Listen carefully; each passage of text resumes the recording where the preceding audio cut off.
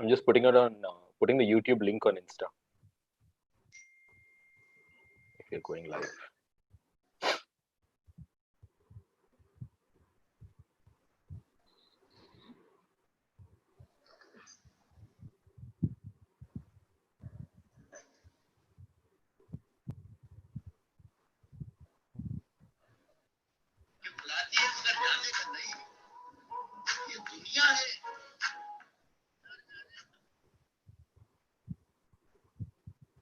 Okay, good evening, guys.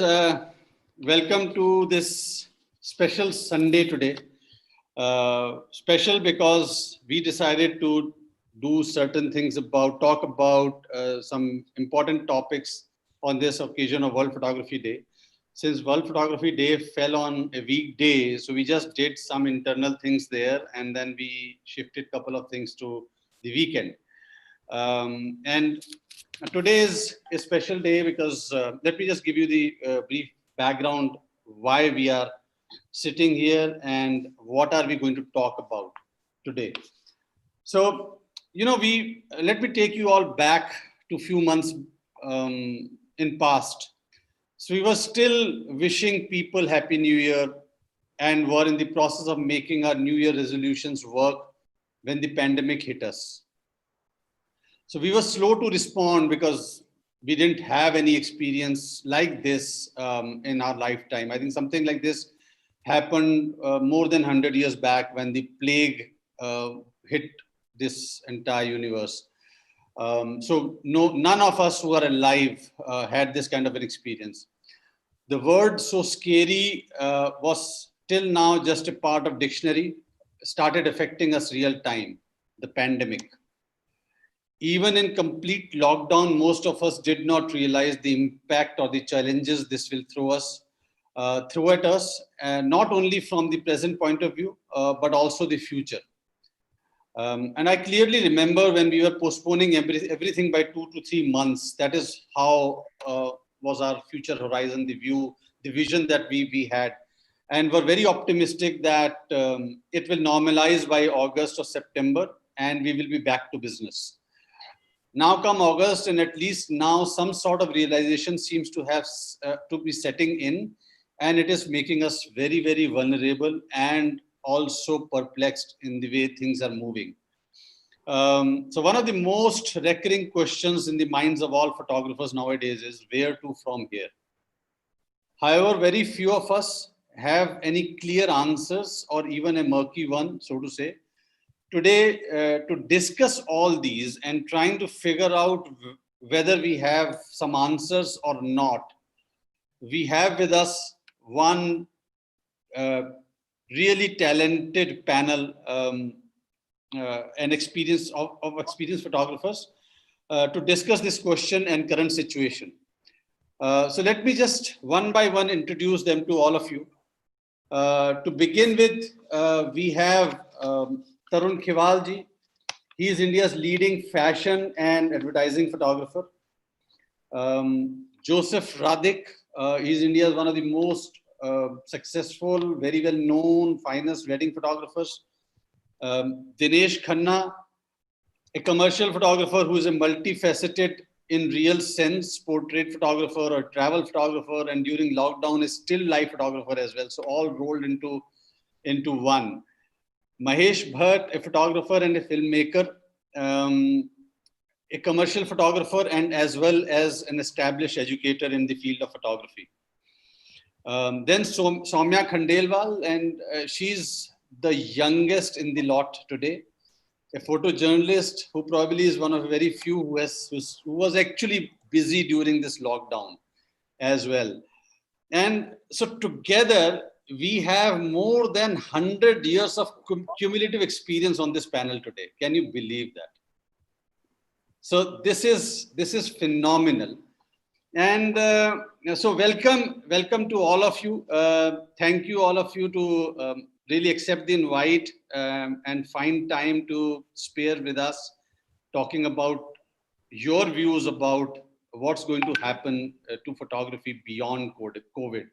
And even discuss whether there is something called beyond COVID, or we have reached beyond COVID, or this is going to be the real beyond COVID. So there there are many confusing questions. So welcome Dinesh Khanna sir, welcome Joseph Radhik, Mahesh Bhat, Tarun Khiwal sir, and Saumya Khandelwal. Welcome today. Thank you. Okay. Thank you, Jassi. Great to be here. Yeah. It's been a pleasure hosting most of you here. Joseph Radhik sir, so we will be talking very soon, provided you get free from your wedding shoots that's happening. So my first question is open to everyone. So, do you see photography post-COVID returning to what it was pre-COVID days? And I mean, small businesses are closing down. I know many people who were not able to sustain. They have almost closed down or in the process of shutting down. Photographers are already resorting to stress selling, and I know many people who have put their camera gear for sale. So what do we see? I think I'll first of all I'll ask Tarun Khiwal sir to really take this up. Okay.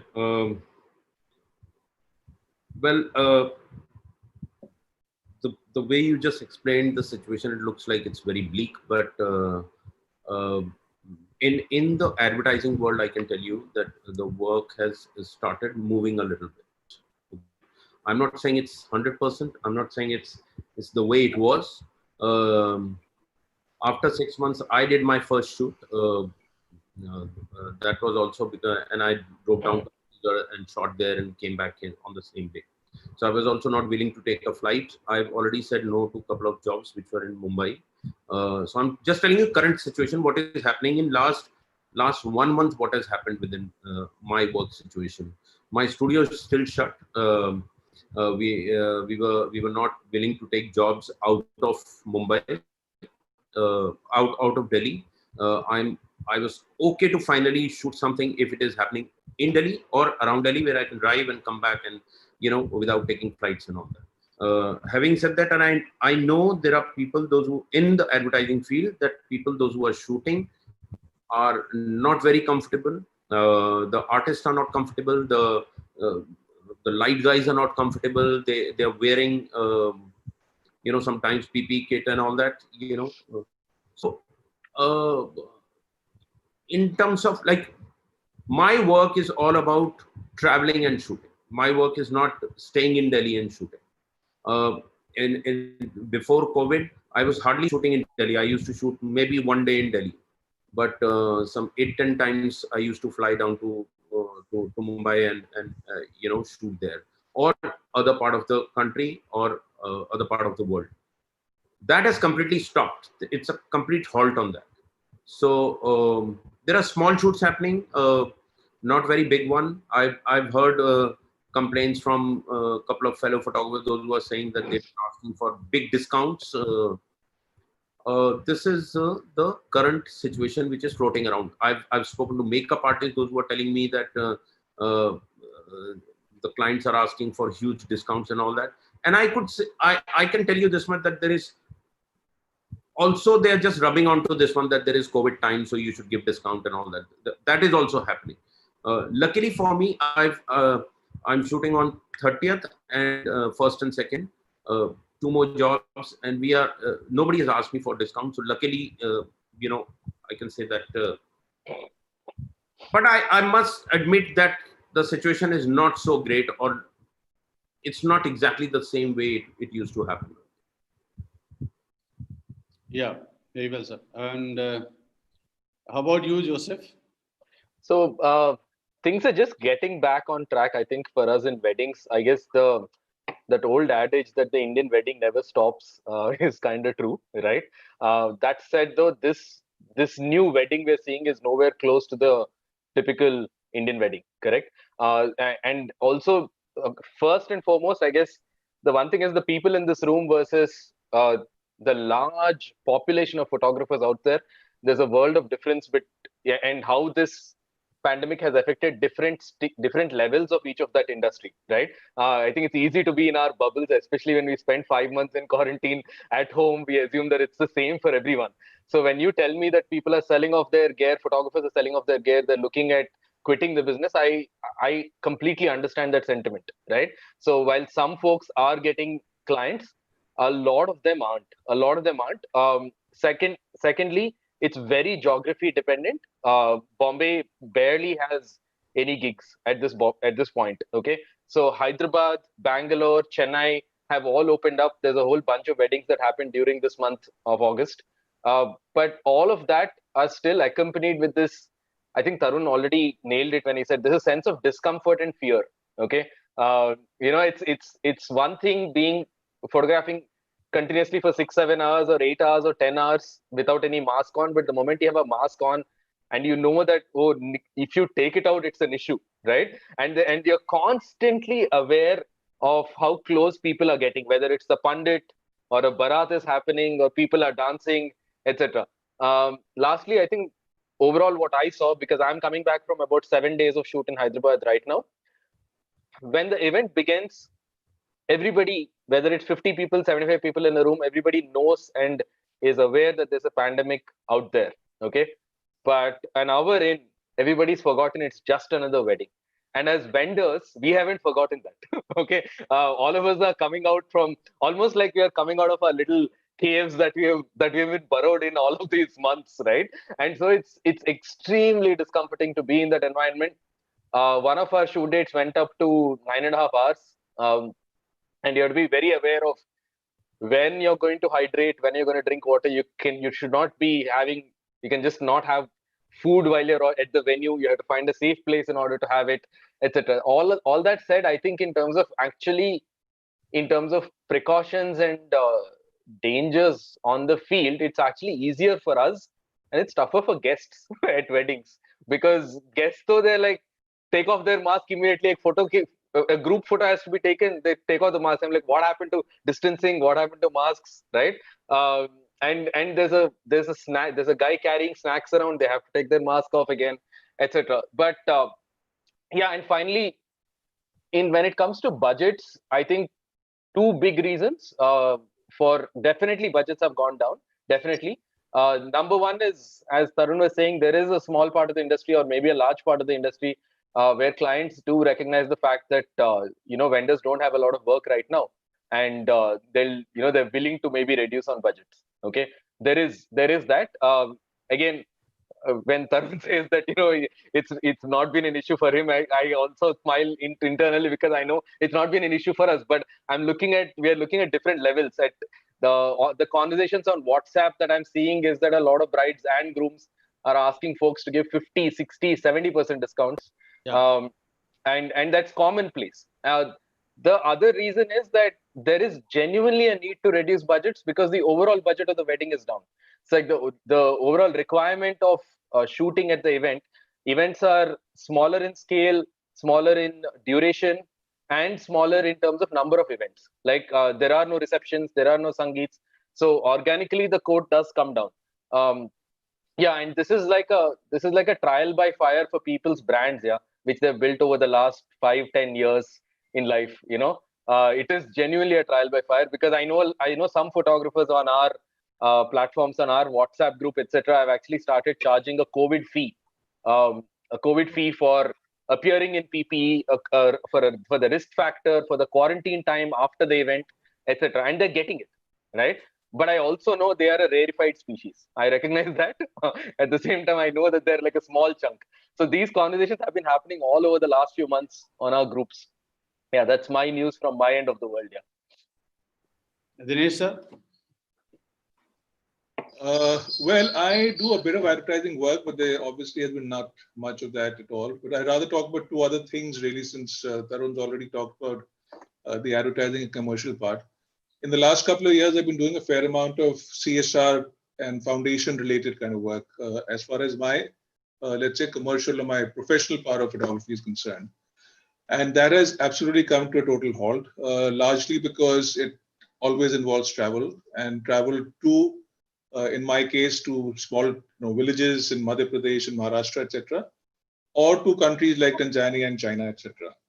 So both international travel is not happening, and nor is local travel possible. Though I keep getting phone calls from the the farmers and the people, the NGOs who I've been working with in the villages of MP, कि कब आ रहे हो, क्या हो गया, यहाँ तो सब कुछ ठीक है, आप फिक्र मत करो, हम आपका ध्यान रखेंगे. So my thing is कि मैं वहाँ पहुँचूं कैसे पहले, or the foundation has to tell me that they want me to go in the first place. So that's and the fact is that not much is happening in terms of COVID really, or at least in terms of awareness in the villages, at least where I've been going. Because I've had long conversations that यहाँ तो हमने case ही नहीं कभी सुना किसी को हुआ है. So I said, what about the people who came back from towns? And they said, हाँ बहुत लोग आए थे वापस, but सब अपने अपने घर में सब मस्त हैं, यहीं रह रहे हैं, कुछ लोग वापस जा रहे हैं वगैरह. So that's one part of it.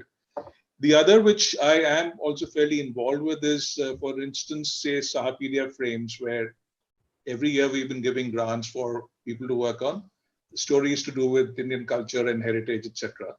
So just before the lockdown started, this year's grants had been finalized and we had announced them.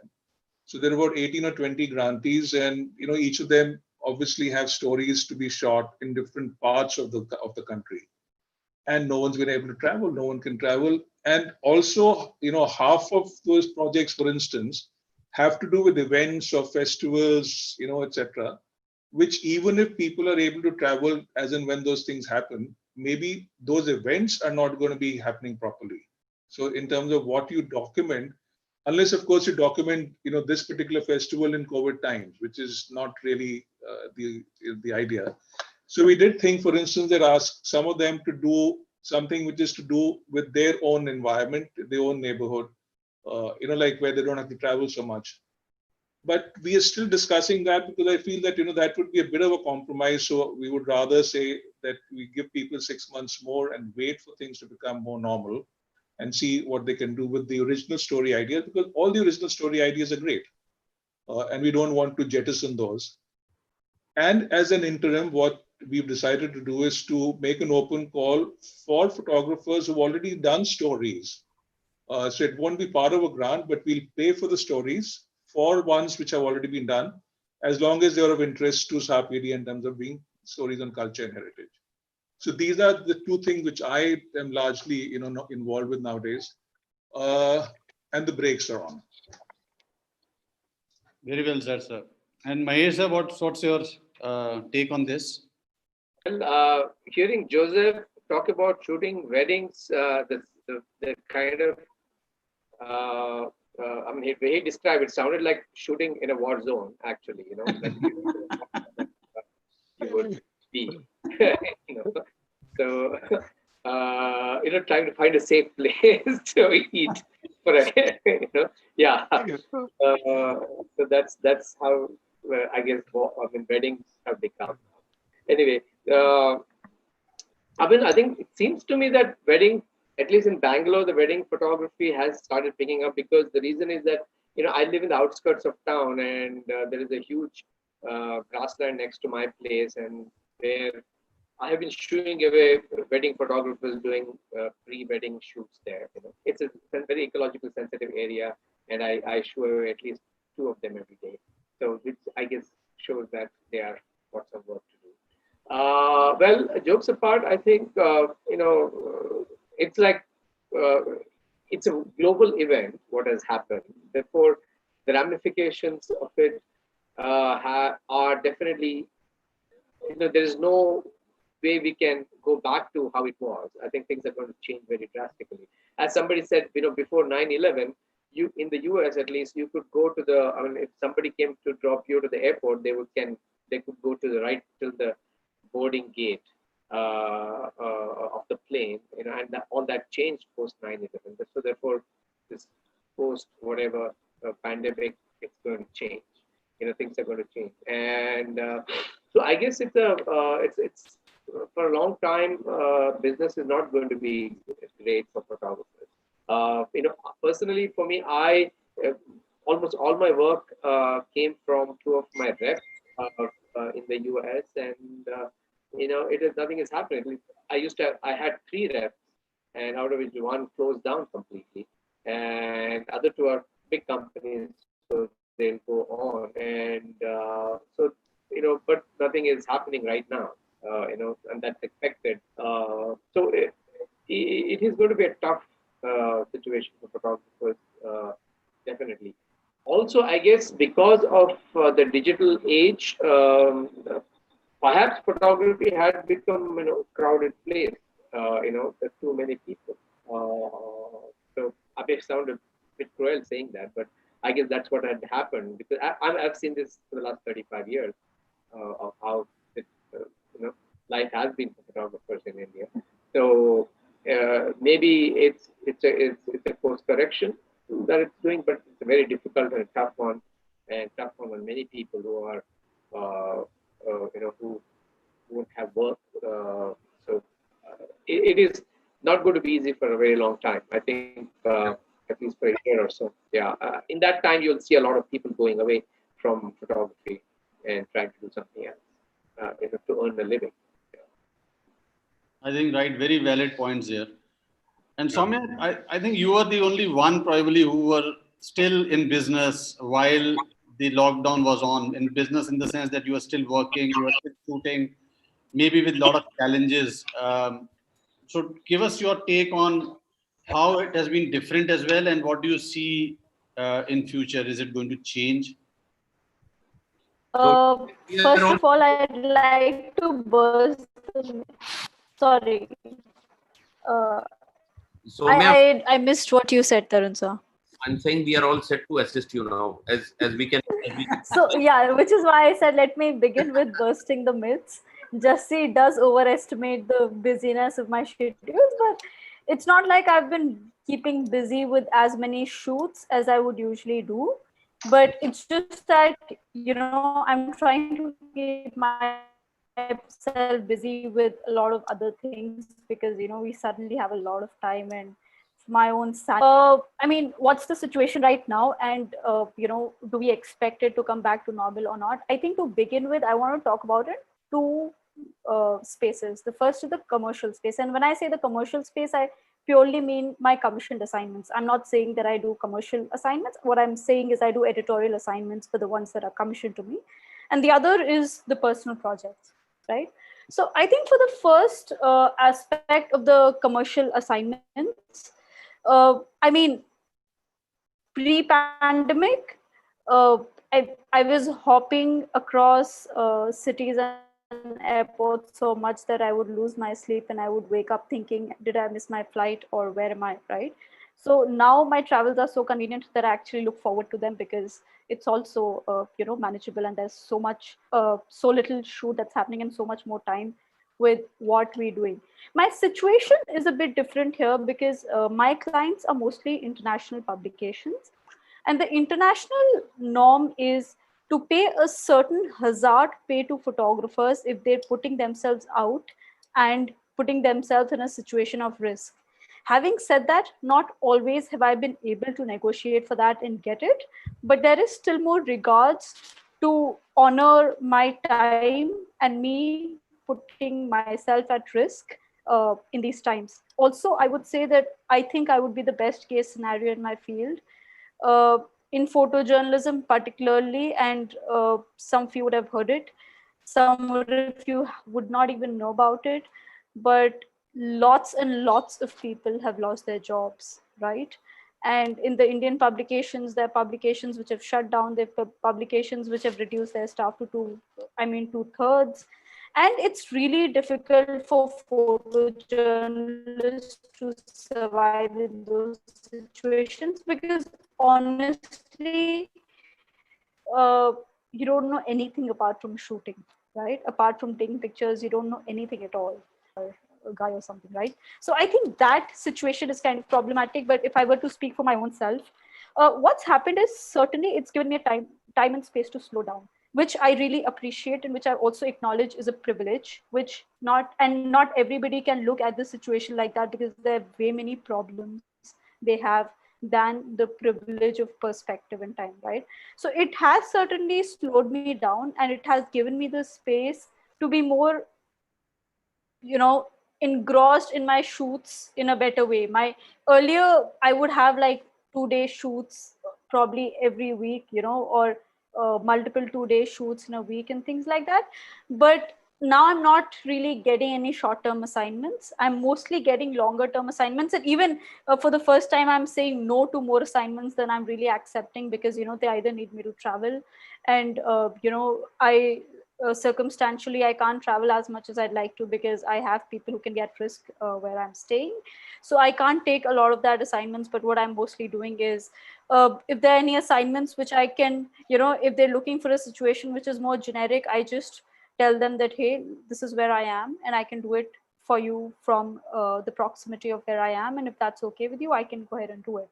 uh, so I think I'm finding ways to do it at my own pace in my time, which is great.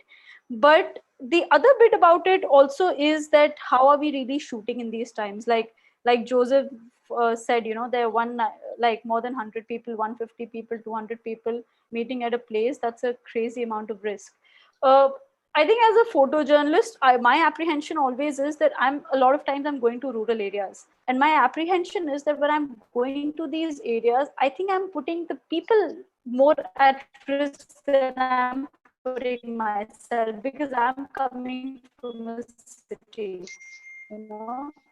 and I mean, what's happening there, but I still think that the places there are way more open and way more circulated, which is why I think that probably I'm putting them more at risk than they putting me at risk. So I'm going there, I'm doing shoots. The problem comes in when it's not something that I can just finish it off in a day. Like, all my shoots so far have been going in the morning and coming back at night. But if there are people that I'm supposed to go back to every day, over a period of time, I can't just put my mask and sit at a distance and photograph them, right? Like, for example, I was doing the shoot of construction workers, and I was photographing in the heat. I could not bear wearing a mask because it was so hot, I could not breathe. So the laborers there could not, wear a mask at all, because they're doing a lot of labor. And it just feel too privileged that I'm going there in my mask and photographing from a distance when they don't have all of that. And if I read a story, I can't really sit at a distance and do all of that. So sometimes it's just a leap of faith. I mean, I don't really have solutions for how can I approach it, but I just ask God to take care of me and I get into it, honestly. Sometimes I guess that's the only solution that I have to situations. Uh, so this is, how the situation is in terms of commercials. But what started happening is that publications have started saying, like, I'm getting assignments, and then people are backing out saying our local office does not want anyone traveling. So the opportunity that I see right now is that now is the time when a lot of local photographers will find opportunities.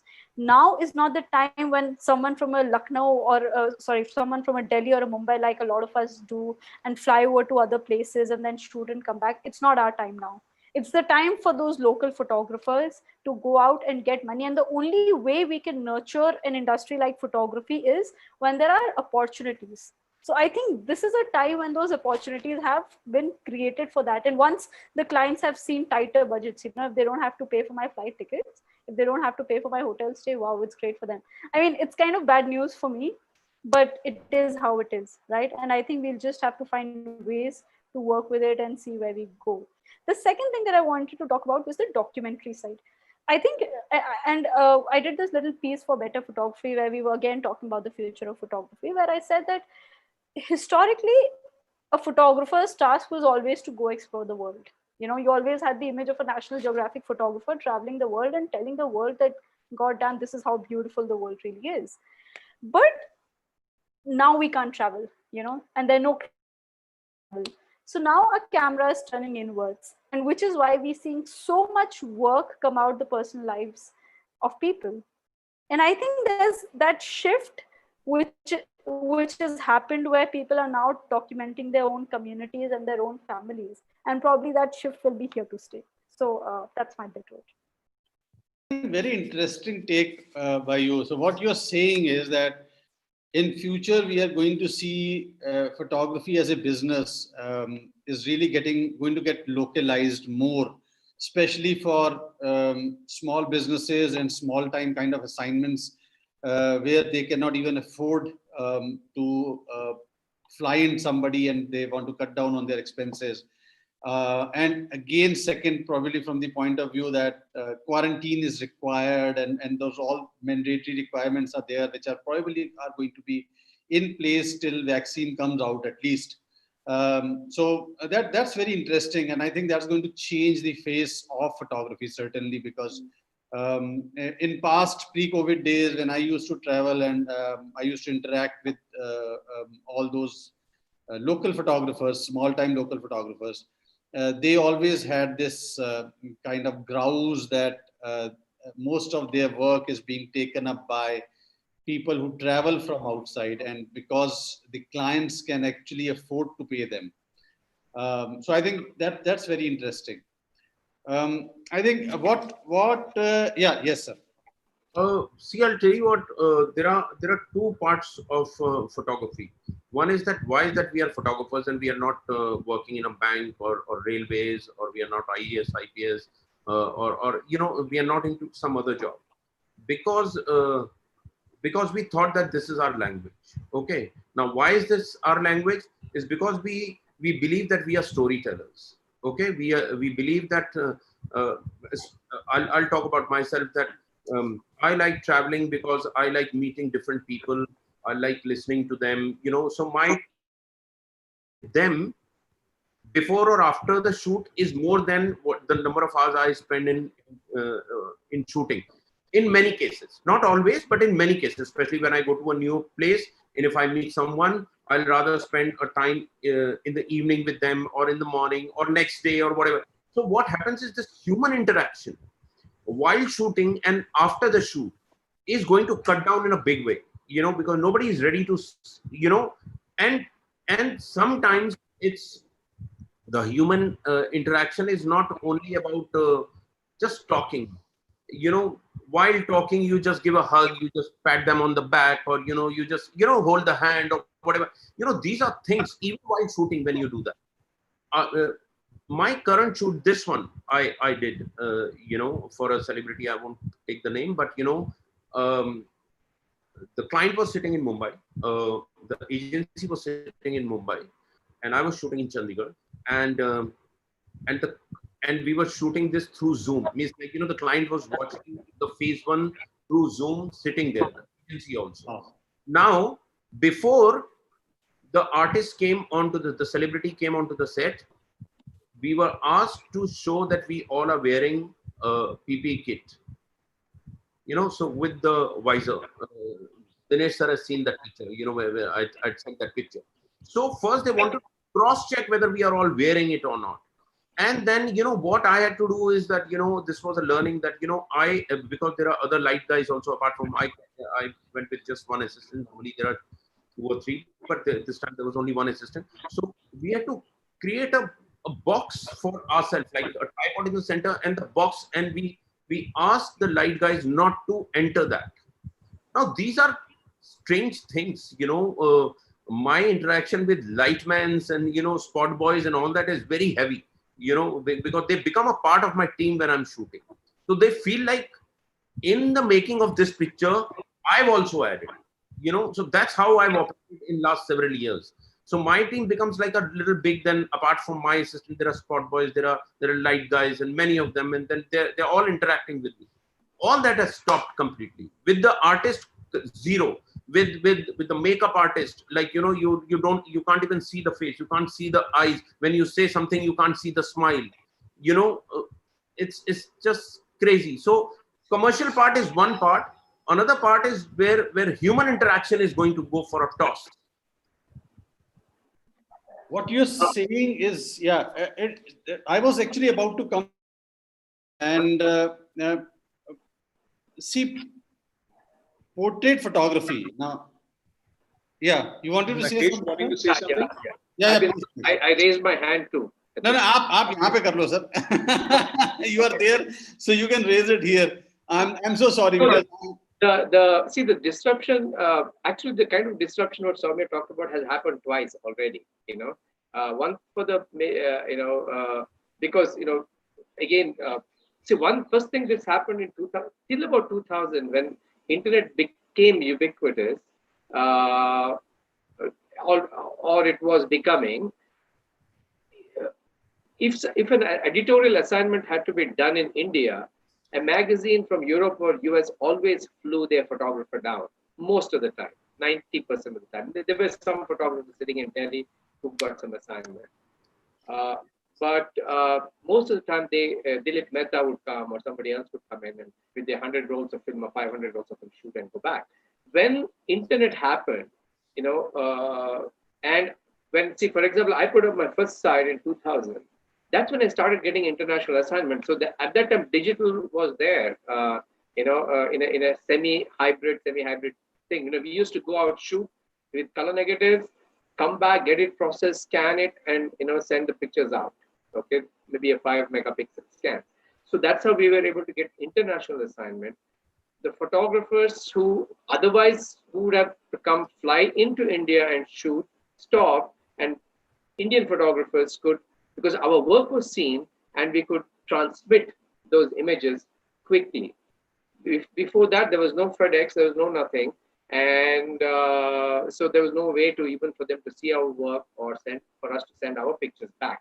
There's no reliable way. So that was a disruption. But that was for kind of a positive disruption. The second disruption happened again. See, these kind of global events keep happening. Okay, in 2008, after the the American bank, financial meltdown, the editorial assignments just went down, completely. So that was another disruption because magazines, newspaper didn't have budgets. In America, it didn't affect us, much in India, but it happened in the US. My assignment shifted to corporate through the same agencies that I used to work for. I continue to work for over the last almost 20 years now. Moved from editorial to corporate work. So I used to go, like how Saumya was talking, I used to go travel all the time to all over India to shoot editorial work. Like for example, there was no direct flight from Bangalore to Nagpur. So if I had to shoot in Pench, then you took an late night flight out into Bombay, take an early morning flight, no rest, no sleep into Nagpur, drive to Pench, shoot for whatever all day, come back. So you're not sleeping for like whatever 24 plus hours kind of a thing. That kind of changed after the 2008 meltdown. So these global disruptions. So now there's another global disruption that has happened, and that is changing the face in another way. Each time there is collateral damage. And this time the collateral damage is high.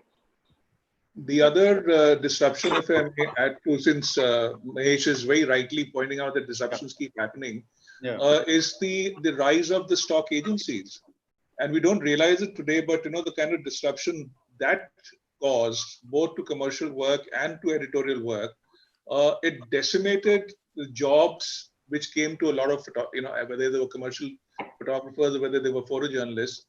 So stock agencies took over. And I remember, because I've been around for the last 30 years, that they were, as far as advertising work was concerned, one was doing photography from what was called scratch photography to final photography, which could be at 3 stages at one time. All those went out of the window because that really, all of it went to the stock agencies, including some part of the final stuff.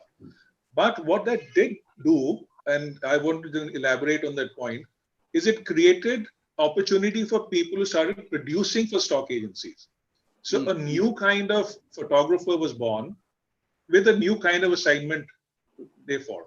And then coming to the point which Saumya and Joseph were talking about, is that now people or publications or clients should be looking for more localized kind of photographers because people can't travel, etc., and budgets will be smaller.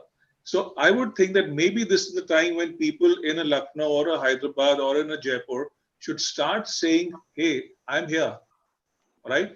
This is my work. Look at me.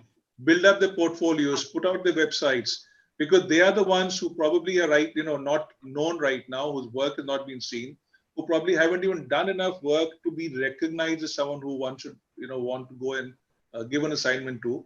But like Saumya very rightly said, this is the time when you start doing your personal work. Start looking at the world around you, start documenting that, start photographing that, create that portfolio. So yes, with every dark cloud, as they say, there's a silver lining, but you have to recognize where the silver linings are. And like any lining, it's a very small thing. The cloud looks very dark. The lining is obviously very thin, but it is a great opportunity for people if they are able to look at it from this point of view.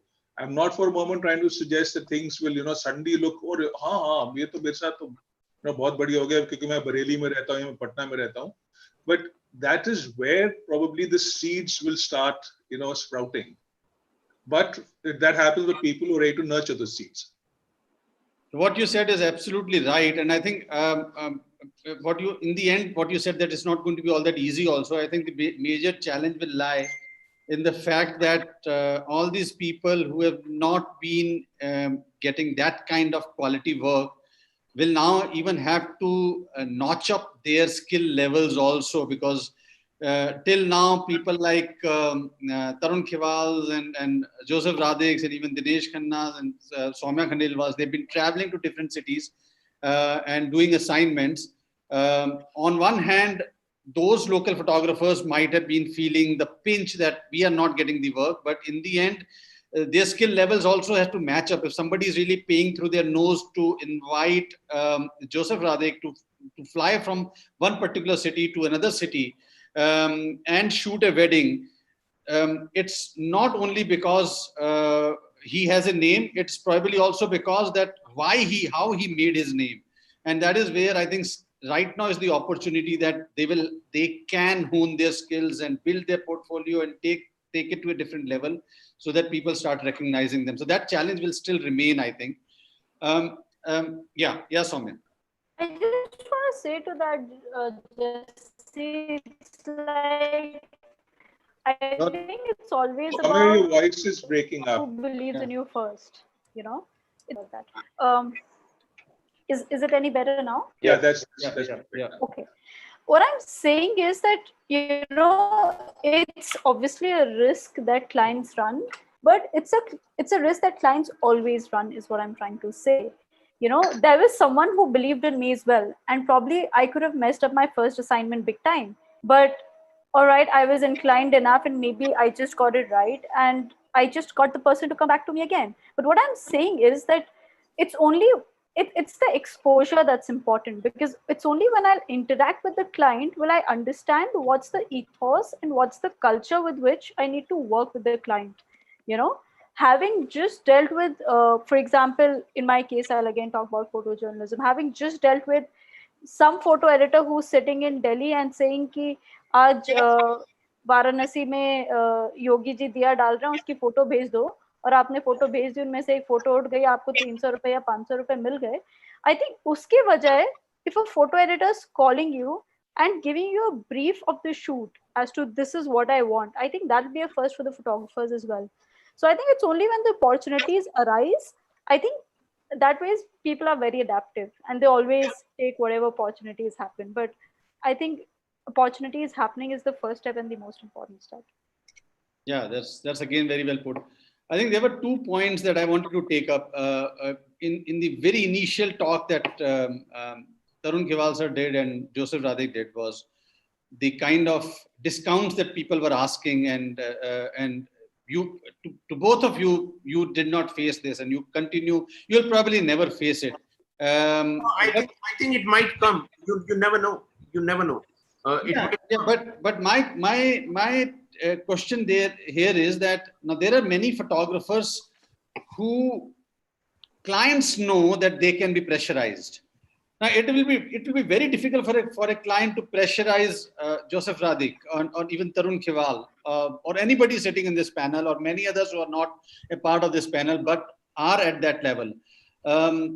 And there could be many for 2 reasons, because one is that they want to get the work done from you, and they have decided and they are ready to pay the price. Second is that probably you are catering to the level of clients who can pay that kind of money. So I think it's a win-win situation for both of you. But there is masses there are so many photographers out there who were trying to still establish themselves.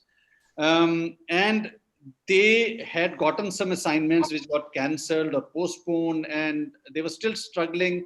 Even pre-COVID, they were not getting what they were wanting probably.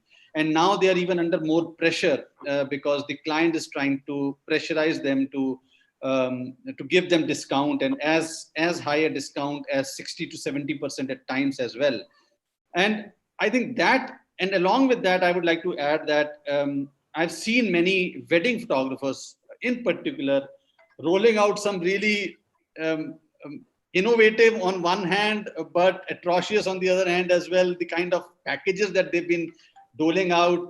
I mean, I saw that one particular ad on Facebook sometime back, where they said that a refrigerator, and it's like kind of पूरा दहेज जो है वो photographer ही देगा. That kind of packages were being rolled out by photographers. That showed the desperation levels of these guys. So what is your take? And there are a couple of people out there also that somebody is asking after my life to ask this question, that I am a beginner and I want to be a fashion photographer. What will I do nowadays? Because I'm not able to make my folio right now and so much depressed, and please help me and all this. So Shubham is asking. Many of such people are also there who are really finding it difficult to get their clients, even who could pay them very basic, bare minimum skeleton cost of even shooting. So any you want to go first? thoughts on that? Joseph, you want to go first? Or No, Tarun looks like he wants to go first. Yeah. Let Dinesh sir speak now. No. Yeah. I just wanted to say that, look, and this is let's just expand this thing, because the pandemic has not just hit photographers, all right? Yeah. The pandemic has hit society, has hit nations, has hit the world. I mean, that's where we started off from. So it's just not just photographers, it's also obviously the hospitality business, it's the entertainment business, it's the travel business.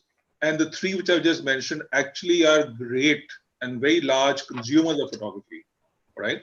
Besides photojournalism and wedding. So therefore, if they are struggling, if they are, at the moment in trouble, they obviously are not going to be buying our services. They'll have to be able to find ways to be, float, forget about, thrive. So that is the reality of the situation. There's no getting away from there. In the last 2 months or so, there have been 2 or 3 occasions where I've spoken to students of various photography schools, or people who had, were graduating or had, finished their courses. And this is something which I like Mahesh to talk about, since he is really an educator. But I just wanted to share in a minute an experience of what I was talking to them about. I said, look, the news is that, look, it's bad news. I'm sorry. That is the reality. And it would be totally wrong on my part to tell you that you've done this course, now you've got a camera, you've got some sense of how to take good pictures, hopefully, that you will now step out and people will be waiting to, and calling you up and saying, कि ये मेरे पास assignment है, ये काम है, इतने पैसे दूंगा वगैरह. वो नहीं होने वाला है अभी. वो हो नहीं रहा है, ना होगा. और कुछ समय उसमें लगेगा. So there are 2 things which I would suggest they do. One, like Saumya very rightly said, look at this time at building a portfolio. The other I was telling people is that, look, and more than half of the people who go into photography courses actually usually would have done a BA or an MA, or have some other kind of qualification, is to, in the meantime, look for a job or an opportunity in your other qualification or with your other qualification. All right? Because if you're going to put pressure on photography to make a living for you, you will be disappointed by photography and you'll start hating photography because it doesn't live up to your expectation. All right? Photography is not going to be able to do that for you right now. And I would think it's probably true for at least a year, if not more. And that all depends on when COVID goes on to, and when the vaccine happens, and when people start feeling, a bit more adventurous or a bit more safe. So that's what I wanted to say, that is, to my mind, is the reality of the situation at the moment. 2 other things which I would want to discuss, but after Joseph and Tarun have talked about this particular point, if Mahesh can talk about what the education area is, looking like at the moment. Yeah. The other, because again, I have some kind of, association with the Museo camera, and therefore things about photographers who do personal work and then want to do shows and want to publish books, etc. So where is that going? I think that is something I hope we can also discuss. We can. We will. Yeah. You want me to go first? Yeah. Okay, one second.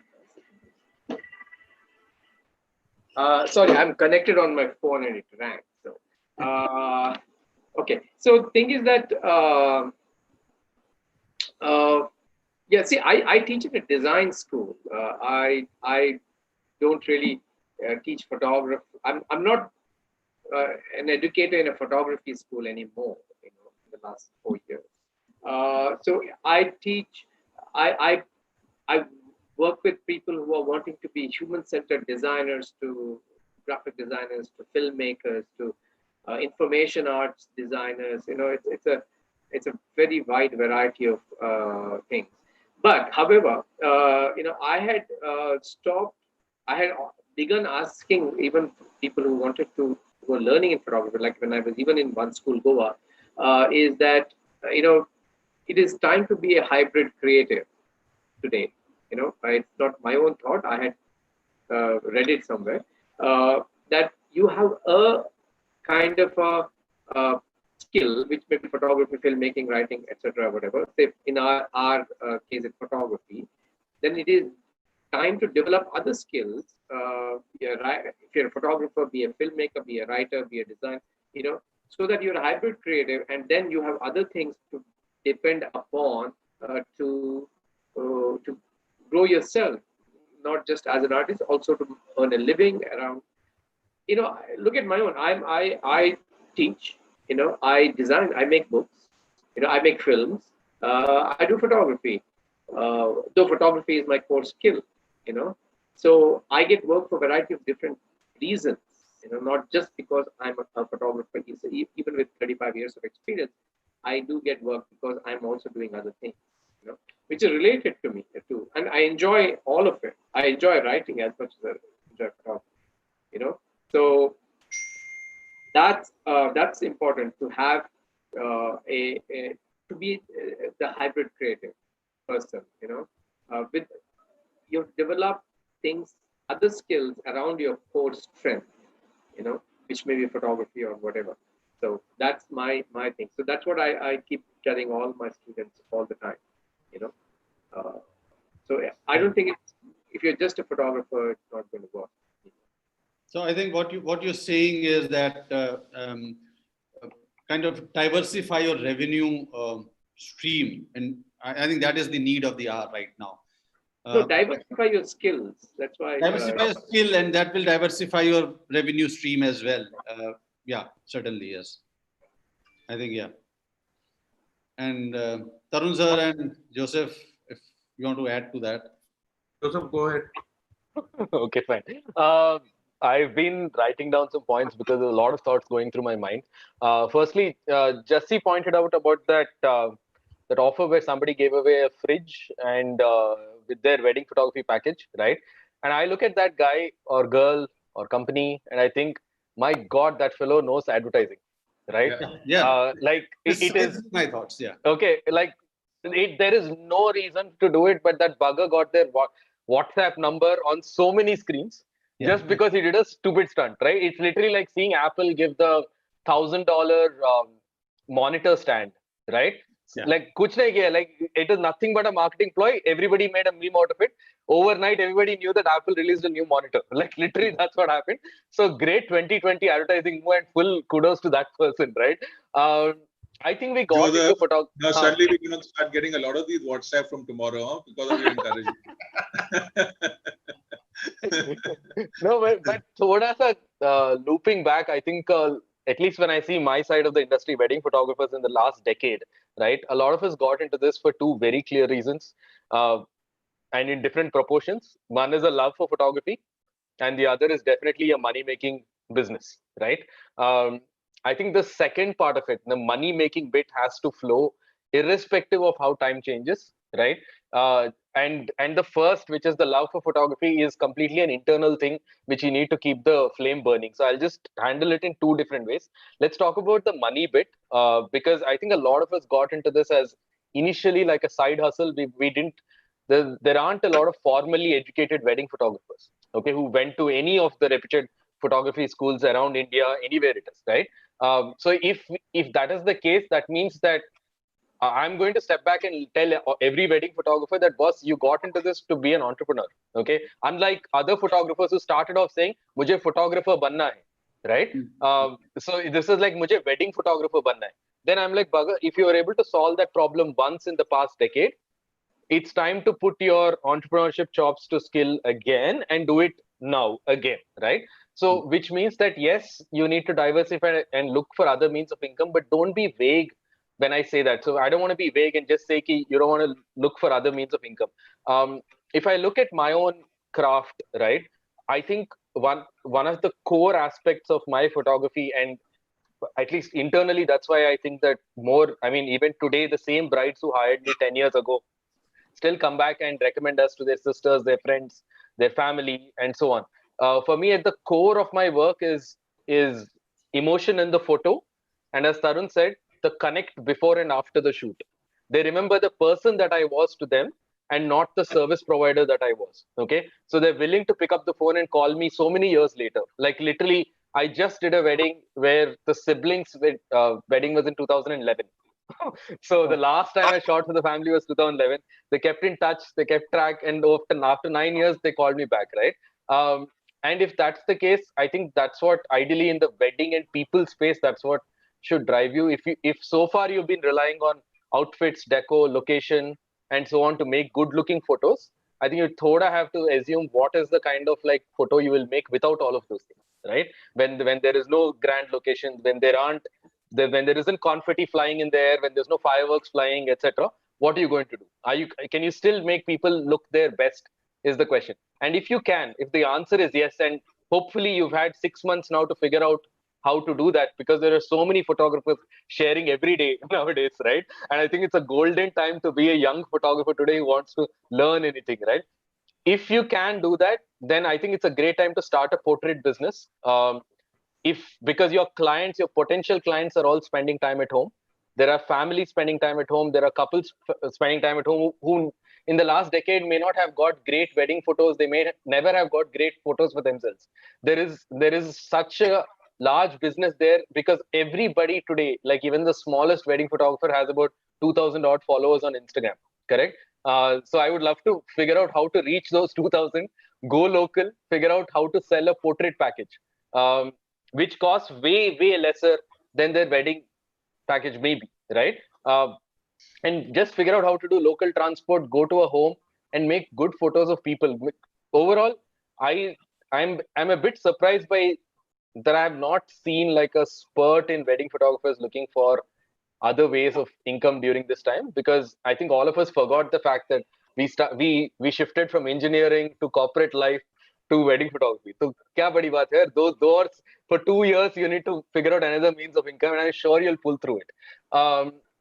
As for the second part of the argument, which is the love for photography, I think it's up to us to keep that flame burning, right? As I said, there are already so many photographers sharing freely during this time. For me, it's been like this amazing journey in the first 3 months of the lockdown, when I was with Dinesh here, Tarun, and a whole bunch of others at the F-Stop part doing all of these talks, etc.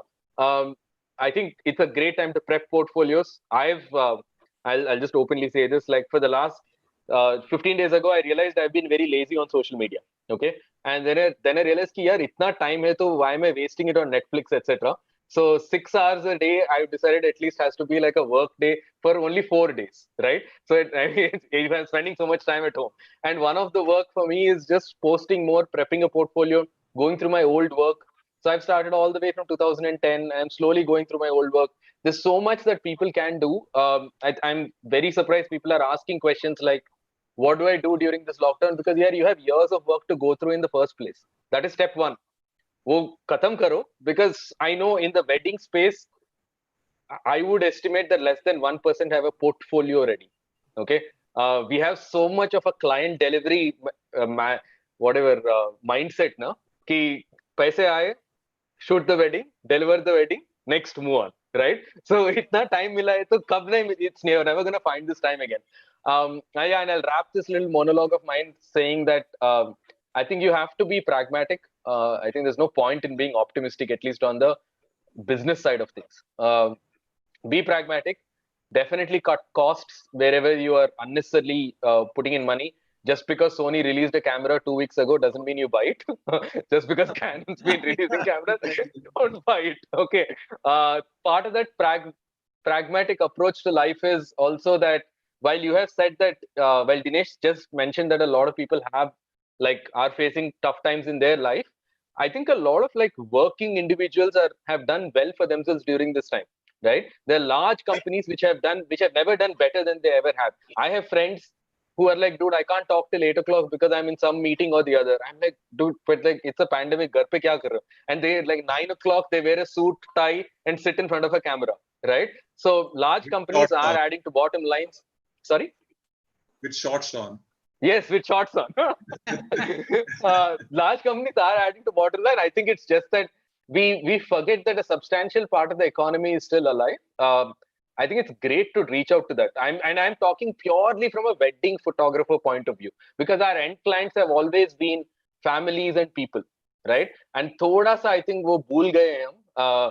Yes, our industry is dependent on travel, hospitality, tourism, all of that. But at the end of the day, people are still doing fine. I mean, Amazon Prime Day sales, they go, right, to understand people are doing fine, right? So reach out to them and go ask for work and get it done. Sell something else is all I'll say. I'm not trying to paint a rosy picture. I'm just saying be pragmatic, thoda. Yeah. That's all. On to you, Tarun. Bhul gaya ho kya? No, but there are 3-4 things here. One is the business part, which because I've been shooting for almost 30 years and I've seen 2 big, huge recessions. So I find my kind of work situation in such a way that I know there'll be days and months and maybe years where there'll be less work. So I was financially kind of prepared for that. I think every businessman does that, in today's time, not only in this one. This one is really heavy and global. My worry is not whether I'll get the job or not. My worry is when I get the job, how will I do it? Yeah. Whether I'm open to do it or not, whether I can go out and shoot the way I used to shoot, that is a biggest worry for me. There are many businesses which are flourishing right now also.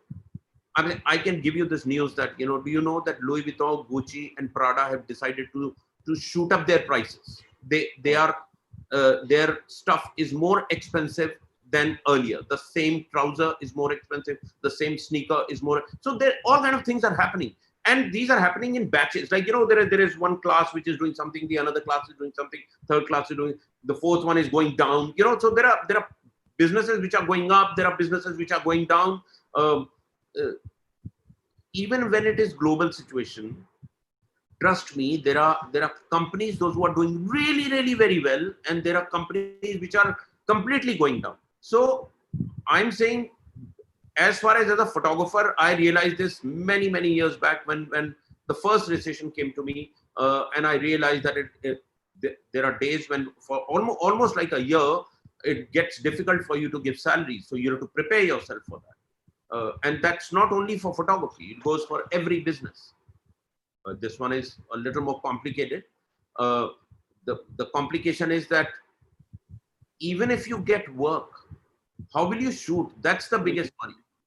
That's the biggest worry. Like Saumya was saying, how do I go and shoot people without the mask or with the mask, or if they are wearing the mask, how do you do that? How do you interact? That's my biggest worry. So the conditions are not such that you can go and start working. That is a bigger worry, because it will last for one year, maybe, after that things will start coming to normal.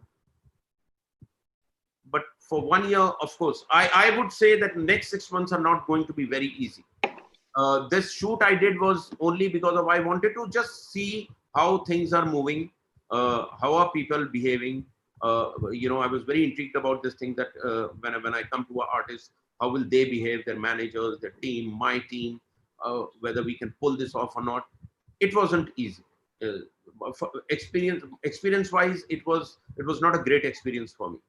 So I'm more concerned about working conditions, whether we can really go. Say, for example, hypothetically, every photographer who is complaining right now gets work. Hypothetically, How will you go do out it? and work? How will you execute it? How will you execute it? How will you execute it? That is the bigger worry, actually. Absolutely. So I'm saying we can sit for 6 months, but when it comes to going out and shooting, how will you do that? That is a bigger worry for me. Jassi, Samar had made a very interesting and important so Samar, point. Can you bring him on? Because I think it'd be nice if we can bringing him on. I'm bringing him on. So because let him, he has something make that point interesting that to talk. would really be.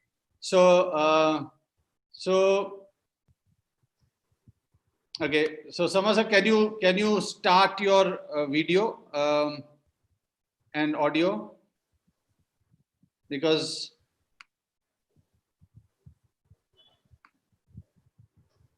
just a minute, he should be here.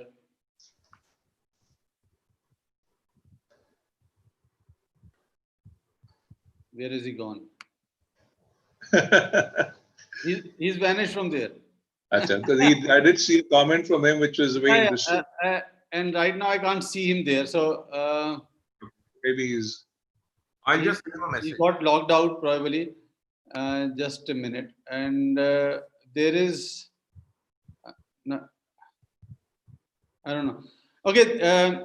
Now that actually brings me to another very interesting thing, that what Joseph was saying, that just because Sony has come out, don't buy it, be pragmatic. I think that's the way to be right now, in particularly these times. And also, like, if there is one industry going down, there is another industry coming up as well.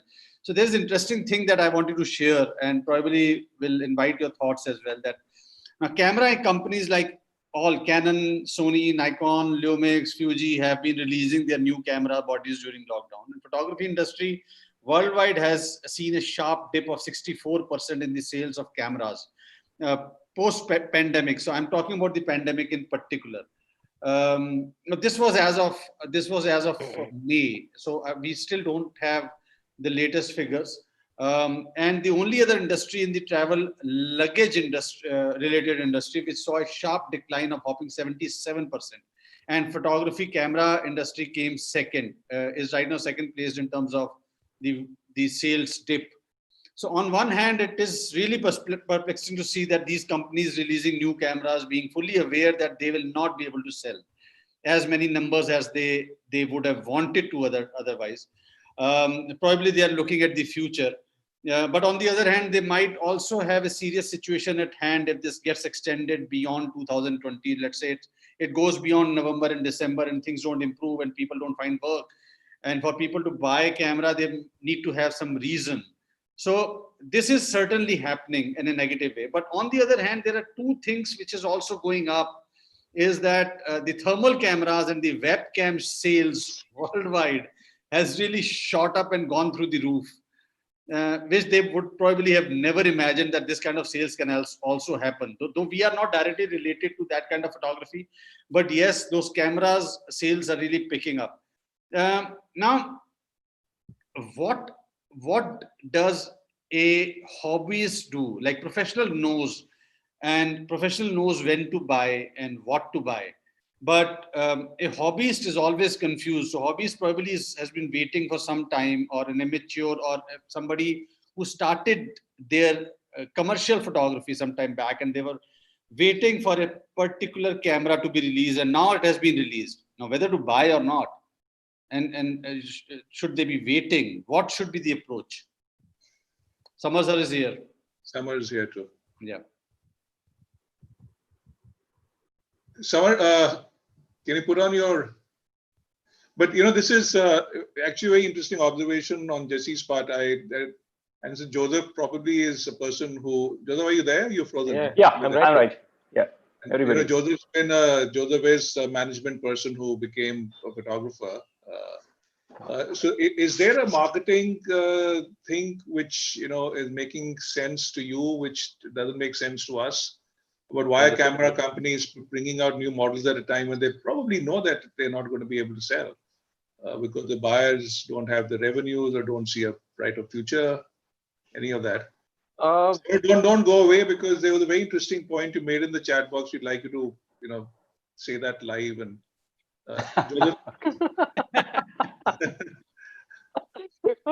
No, so I was saying that Summer took the time to fix up and look sharp, and that's what he was taking to.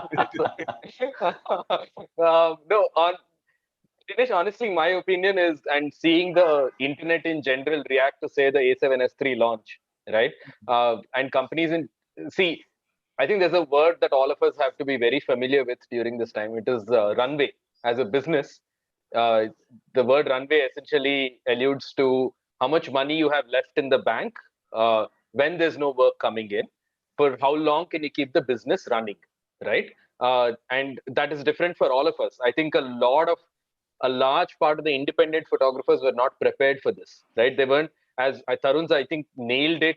I'm not sure how many people even think like him, how many photographers think like him. But if I have to paraphrase what Tarun said in the shortest way possible, he said, be ready for a rainy day, right? That's what he said. As a business owner, be ready for a rainy day.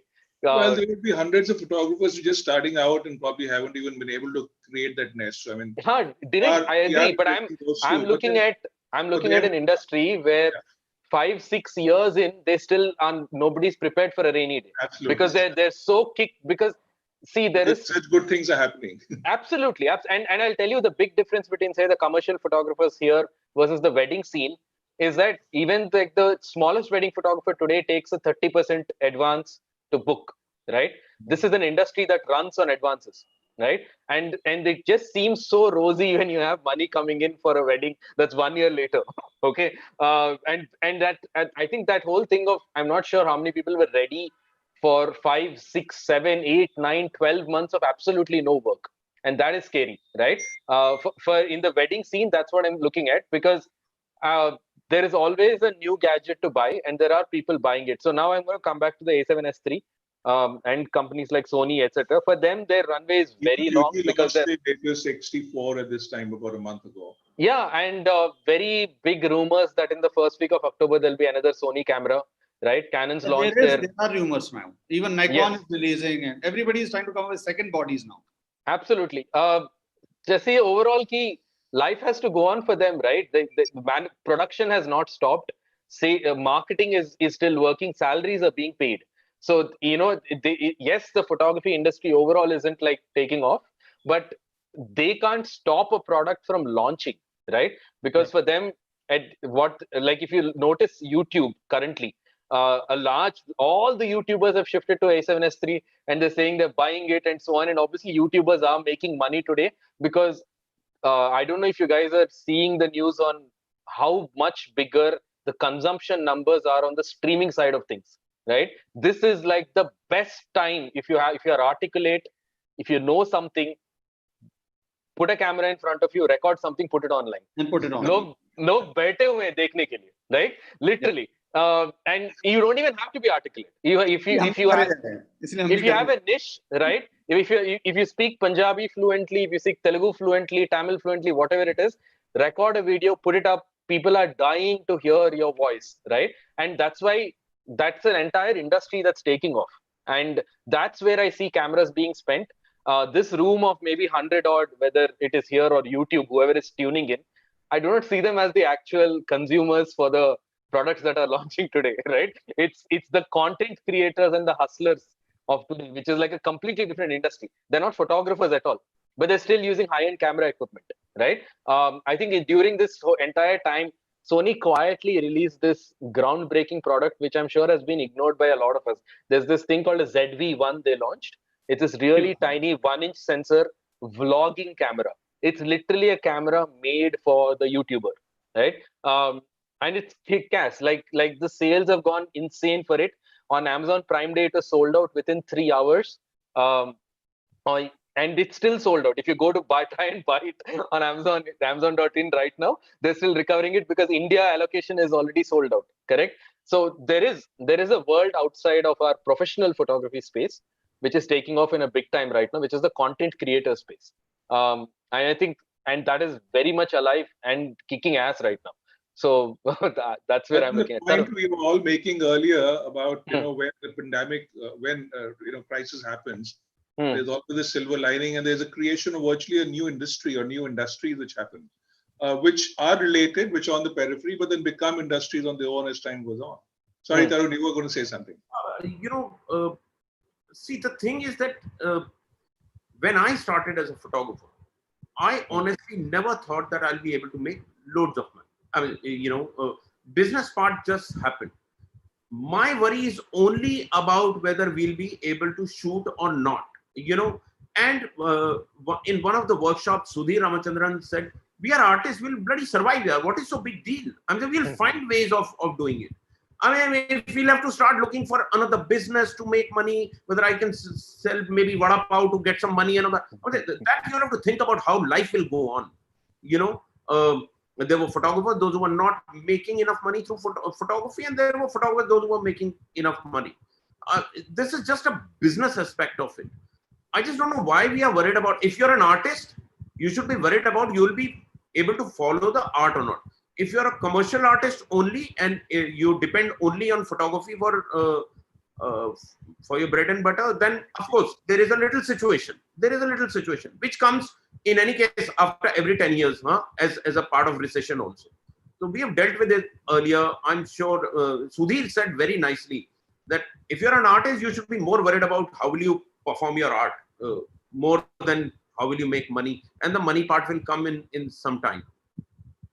So I think that's where I think what Samar Dinesh had to say was actually very excelled. much. Pardon?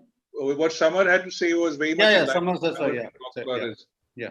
Yeah, I just had a couple of observations. I mean, I think everybody has spoken, so many aspects of all kinds of photography. One is that, we obviously sit in because you spend so much of time and working this thing, other than one person who's the youngest here. I think, we are in a very privileged space because, we have the bandwidth, also the bank balance to sustain ourselves. I think our larger concern for all of us is that how photography will survive for, young and upcoming photographers. I think that's our real challenge. And I would say what I was writing that little note also was that, a lot of attraction people have looking at success, and they get into this profession, and that unfortunately those days are over. Disruptive technology has just demolished everything, including photography businesses. It was going on for a while. Advertising died first, and now regular, even stock photography is dying because of so much of free photography out there. There was a time about 20 years back when I used to shoot hotels. You could spend a whole day, whole night shooting one lobby. Today, the client is not prepared. They want 20 pictures. The reason they want 20, because the consumption of that image is going to be on that little phone where you're going to decide which hotel room you want to go into. So, these are the unfortunate reality, what they are. So coming back to where do you go as a young photographer, one thing, very, very few schools in India who actually really teach you photography beyond skills. They don't really give you the mechanics of, thinking, which is a reality. I really believe that. Or otherwise it gets too much of, philosophy. Let's say you go to an ID or something where you can do photography, but then you don't fit into the commercial space where you can actually make money. So, these are really two very different sides to it. But I also feel that, for young people, go and study other stuff, because as I think, I don't know who was talking about, I'm sorry, I forgot who was speaking about it, that we need to have, multitasking skills. It's Mahesh about, mentioned it. Mahesh was saying, I think, it's about, your skills of whether it's graphic design, whether it's photography, whether it's video editing and all that. So that is one part. The other side is your whole ability to communicate, because that is where you're going to get your clients. And that's where you're going to be, that's where you need to sustain yourself. So you start small and you basically work in a space where you start building those relationships. Because and it is a tough one, because you go to a small client, he would rather get a free stock image out there than give you $5,000. So it's not that easy. But I just believe that when you walk into a room where you give innovation, I mean, I have gone at times where they hired me for photography, but I said, hey, why don't we do a book out of it? Why don't we create a customized product for your certain clients? So these are the things which is what makes them more interested. And if you don't have the expertise of being that great graphic designer, you can always outsource that. But what you become is a delivery person who is going beyond that one picture, which unfortunately is pretty dead. Sorry, it's a little harsh, but that's what I think that's No. but realities are always, truth is always on the face, and it has to be. Sooner the better the people actually take this as a reality and work towards it, because and I can say this from my own experience, that people like us have also been hit hard, that who were relying only on photography education, and suddenly it has come to a standstill. And so yeah. It is not about multitasking. Let me be very clear. Or nor is it about finding other revenue streams. It is about being a hybrid creative person. Hybrid creative person. Okay, which is completely two different, very different young people who are in their 20s to coming out to the world. Okay, so I interact with them all the time. I see their aspirations, their goals, their fears, especially at this time. I just mentored a batch of 28 students who just graduated, who were right from film makers. I mean, when at Srishti, when we our 8th semester, comprised of different kinds of students. Like there's somebody who's becoming a filmmaker, somebody wants to become a human-centered designer, there's somebody else who's a graphic designer, So I deal with all of them, their aspirations on a 24/7 basis. Our interaction sometimes happens late into the night. So what I'm saying is the hybrid creative, it's very important to have other skills to match, to go with your main skill. There's a person who's a musician who wants to be a filmmaker, who's done filmmaking, but he actually wants to be a sound designer, So there are a variety of different things that keep that. So the opportunities are large. Therefore, it is important to be a hybrid creative, and which will help you to bring work from different kinds of areas at different kinds of times, So this observation comes from actually, dealing with, dealing is not the right word, interacting with so many 20-somethings over the last, 7 years, hundreds of them actually.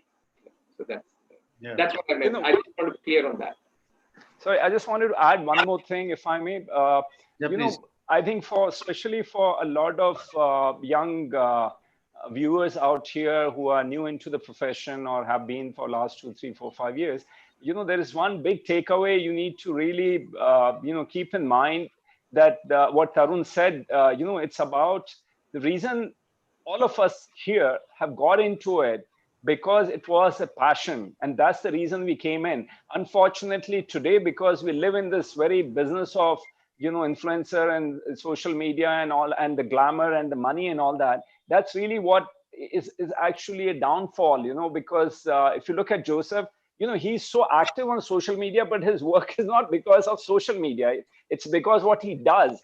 And unfortunately, people get very caught up in those numbers, and that's where the real trouble starts. So I think the biggest takeaway I would tell with the young photographers, because it's very easy to say that, you guys have been around for so long, you made your money, you made your name, now very easy to talk to us down. But the bigger thing which you need to really relate to is that everybody out here, and so many who are watching, Sudhir, Hardev, there are so many of them out there, they got into this profession purely about passion as an artist, or whatever it is, it's passion really. And I think if you can keep that in mind, then it's great, because as I think Dinesh very rightly said, that if you have a passion, don't kill it trying to make a living. If you can't make a living out of it, get a day job. But it's a blessing to have a passion. Anything that is, you can't let that drown, because it'll destroy you. Because you'll start hating the entire business of photography, because you'll say, oh my God, I hate this shit because I never made a living, this is miserable, I spent 20 years, I'm under debt, blah blah, all that stuff.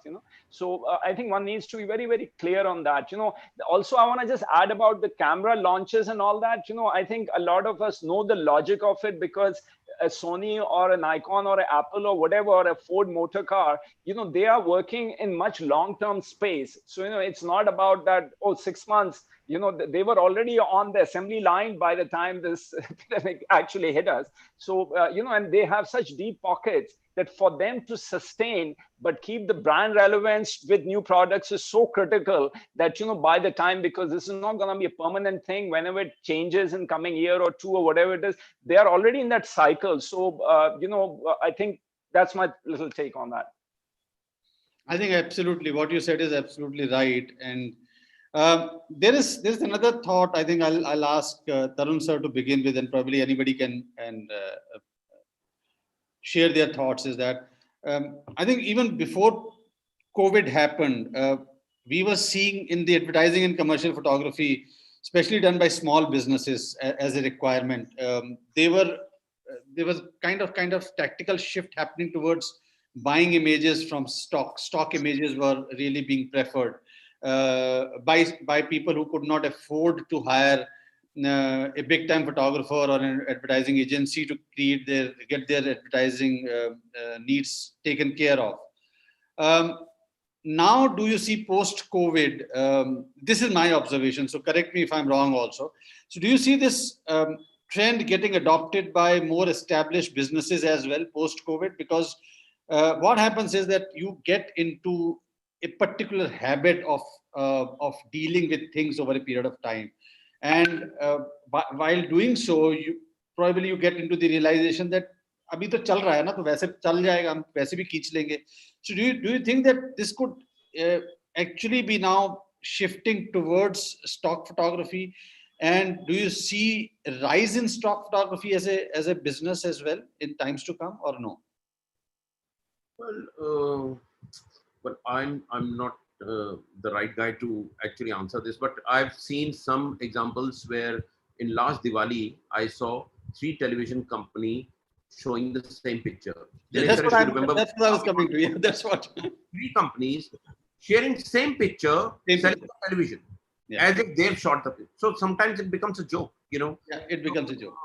So there are incidents like that also, and that was happening because some time back there was this whole kind of vibe that the recession is coming and the world market is dropping and all that. So sometimes these kind of things happen.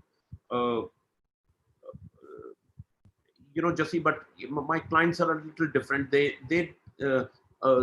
specifically because I shoot for fashion brands, nobody can use a 6 months old picture because the fashion has changed. They've moved, new shirts have come, new designs have come, new cuts have come, new silhouettes have come. So in my case it's very little that they'll be selling the same stuff after 3 months, because if they are selling the same stuff after 6 months, of course they've lost the plot. So in our case shoots were happening, but stock images, like I can say that I shot something for Coke recently, not recently actually, some 2 years back. They've asked me to use the same picture now. They're asking me to if they can use the same image. They wanted to know how much will I charge for that. So for some time maybe it will happen. But my concern is very, very different. Again, your concern to me is the same. Yeah. How do you explain it? I'm not sorry, but I'm not seeing it as business part. When I was not making money, I was happy. When I was making money, I was happy. Now I'm not making money, I'm happy. For me, I'm trust me. Like Joseph keeps sending me these messages about have you seen this? Whatever. I'm not even looking at internet. I just don't want to see this fear-driven internet news, television, and all that. I'm more, I'm learning yoga from his daughter. I'm more engrossed in that one and doing various other things. I'm like, chill. If it's not happening, it's happening. Not happening. When it will come, we'll deal with it. Yeah. It's the problem is that we start comparing numbers with the earlier years. That, oh, my last year billing was this much, so this time it has dropped. It will drop, it'll pick up again. It keeps happening. In business, it keeps happening. So my concerns are very, very, very different. My worry is that at the peak of my career, I wanted to go to now Varanasi and do my next chapter of the most favorite campaign of mine. I can't do that right now. I can't do that. I can't go to the Ghat, sit with the model, shoot them, sit with people and shoot them. That's my worry. Now, how do you, so taking what your challenges are, what your worries are, how do you see things changing in the way shoots were done, and in the way, because you also mentioned that you had to create a kind of a box. So I wanted to ask at that point of time, and I had actually jotted down one question to ask, and let me repeat that question now. How does an actual portrait shoot look like post COVID-19? Portrait, it could be any form, like the way you do. I hope minus the mask. Yeah, I mean, how to even interact with your subject? You can't see them smile properly. You are in a PPE kit, even if they are not. Even if they have to remove their mask, you are totally within that. And how does a makeup artist or a hairstyle do the minor fixes while the shoot is on? They have to go to the person and do that. And how does that happen now? It's all screwed up there. I don't know how to answer this. It's all screwed up. As I said, that my interaction. I know the celebrity very, very well. Earlier he used to come and hug me, and then we used to talk for some time, and all that was just not there. That's my worry. Because if you're a storyteller, if you're a photographer who is into people photography, and if you can't interact with people, it's all gone. For me, that's a big letdown. I think there are no answers to this, because only time will tell, and probably we don't know. Because as somebody rightly said within our chat also, I think Prasad Ambati said, and I saw that as well, that today I saw somebody, while I was promoting this event in different groups, and I saw one particular post in one of the groups somewhere, Bidor photography workshop over webcam or Zoom. So I don't know how is he executing it, and so things are really going to be become crazy now with the way things are, and the execution will require a different level of expertise. If I have to sum up, my part of the conversation is that business will definitely get a little bit. Okay, so there is a little question mark on when will you be able to make money. Maybe you'll be able to make money if you're ready to go out and shoot and you only see the jobs commercially. But as a photographer, as a passionate photographer, if that is what drives you and drives your life, there are a lot of hindrances right now. How to execute, how to go and enjoy. We used to get goosebumps when we used to go out and shoot.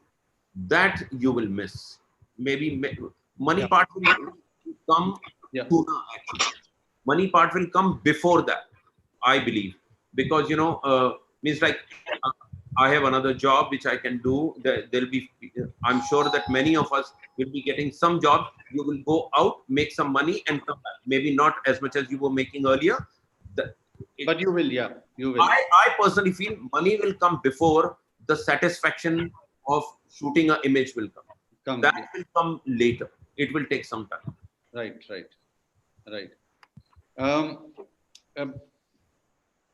Coming to you, Mahesh sir, you are into education, either photography or design or whatever. Dinesh sir has also been doing some stuff, and I've been doing, and I don't know, Joseph has been into photography education, taking workshops or not. I'm not too aware of that, but photography, I believe, is you learn in the field. So field is not only outside, field is your battlefield within your studio as well. Or so that is how you learn. Photography is not something that you read a book or even watch a video and you would have learned.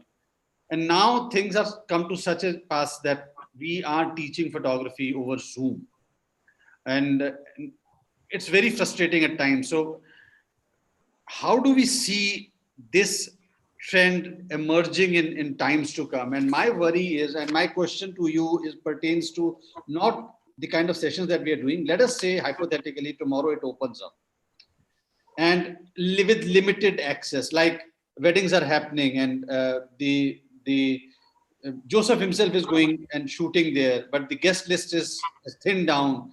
The number of activities that used to happen have gone down, have shrunk. Now, let us say the workshop also happens. And with the kind of social distancing we have to maintain and the kind of number of limited participation that have to come in that, how do we justify the relevance of it, the financial relevance of it also, without jacking up the prices, which might even make it prohibitive in terms of being for the people to afford? So how do we really create a balance there? Jack up the price of what? The workshop or a course, because now you would have less number of people attending them. Okay, I don't do workshops. I teach in a university. Yeah. No. So I'm just trying to, just for your experience. I don't know, because I can't. I haven't taught a workshop. I haven't done all this for years now. I've been teaching in a university kind of system. For last 7 years. That education, like this year, hasn't seen any. We haven't had any problems in enrollment. So that's not good. But what? I can address one question: and how do you teach? See, whether it's photography, filmmaking, or any of these things that we require, storytelling, visual storytelling, you can't sit and do it at home, learn from home. You can't really teach through Zoom. Okay. Yeah. I need my student to go out and shoot and come back and show me images or video footage or whatever. So it's impossible to. We had a tough time this year. Again, I'm talking about the mentoring, the students I mentored, the graduating batch. One of them, he wanted to make a film on the Shola Forest, the Western Ghats. He couldn't do that. Then he's from Chennai, so he switched his subject to the Pulicat Lake, because it's all an environment. He couldn't do that. Then he came and did something on honeybees, because, he finally was able to shoot for 1 day before the, deadline. So that over 4 months. So this is really challenging. It's impossible to teach over Zoom. For us at least, people who are in a structured university system, impossible to teach on Zoom. I'm sure that I read a comment on Facebook that somebody promised new identity 2 hours. They're all bogus promises. You can't do that.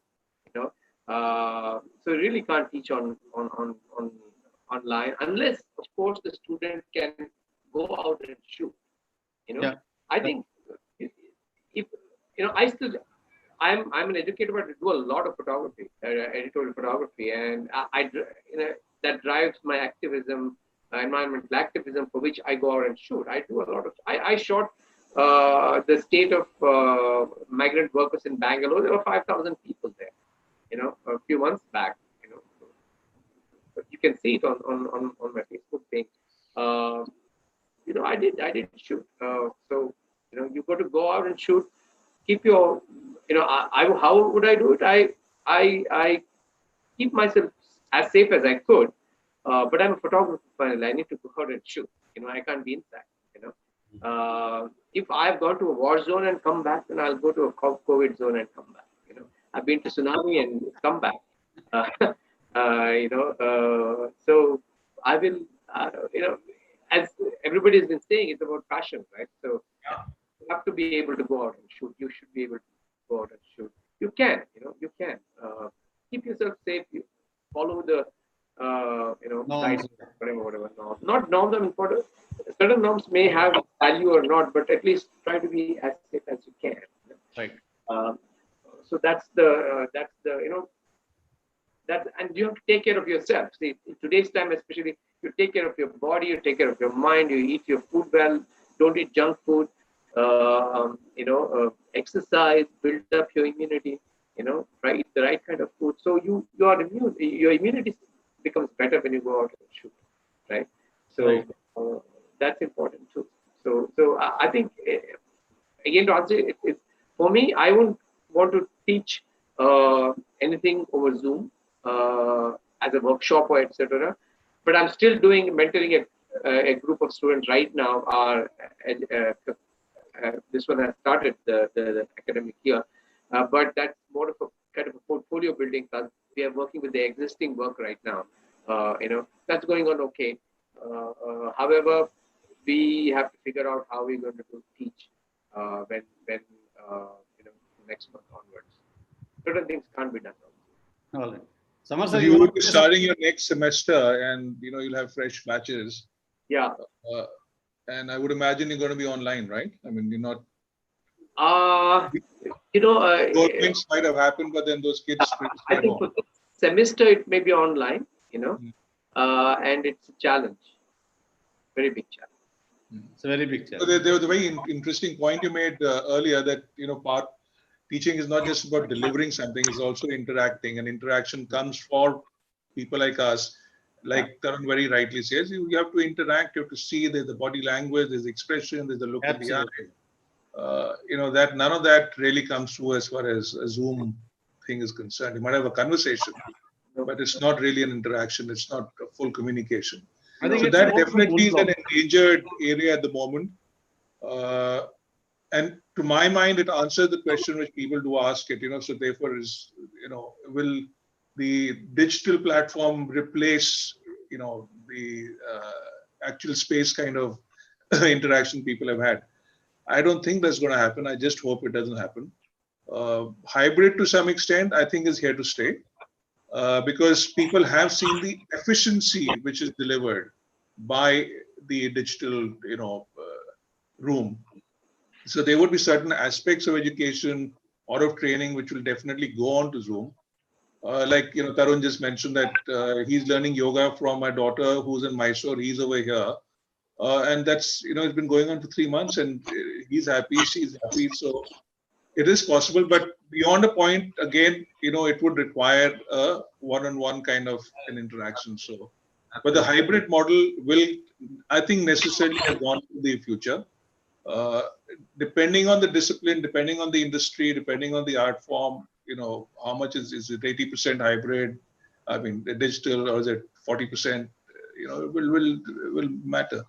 But like, for instance, Jassi, I would really wonder about what a person like you would do, because a lot of your education has to do with taking people to a place. And like I was talking about the Sapidia Frames grantees earlier, they have to go out and shoot what's happening culturally, and if nothing's happening there, then what are they going to shoot there, So whereas I take Tarun's point about wanting to go out, so it works for the commercial photographer, but the world at large, is it going to be, going back to normal, or is anyway, let's just start getting used to whatever the new normal is? That's what civilization's always done. I think it's if you start booking for the Kumbh in 2021, we can't do. You're not promising a Kumbh with 5 lakh people, and if only 3 lakh turn up, people can't say paise wapas kariye to 2 lakh kam the. So. Now, what you're saying is that it's a huge challenge for us. People like us, like मैं अपनी बात करूँ तो our main source of income was taking people outside on different places to different places and showing them compositions and everything out there in the field to exotic locations and things. That I think probably is going to be the last thing to start.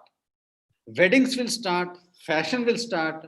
Probably that Tarun sir's dilemma, how to execute, that might remain, but it will start. Your semester batches will start. Commercial photography will start. Travel-oriented photography is probably going to be the last thing to start.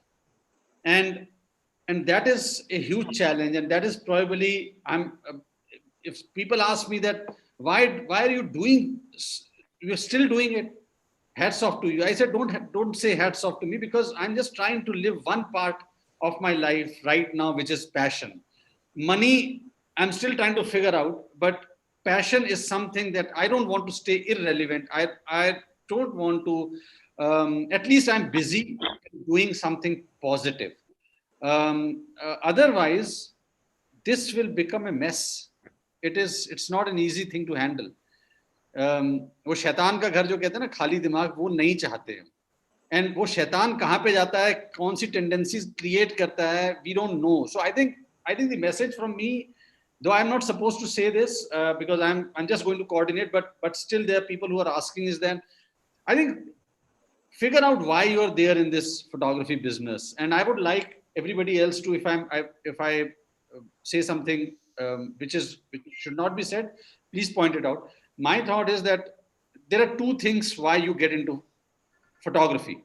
One is for the love of it, and second for the money. Eventually, then you decide to make money out of it as well. Make it a commercial venture. There are many these days who are not getting into for the love of it. They are getting only for the money of it.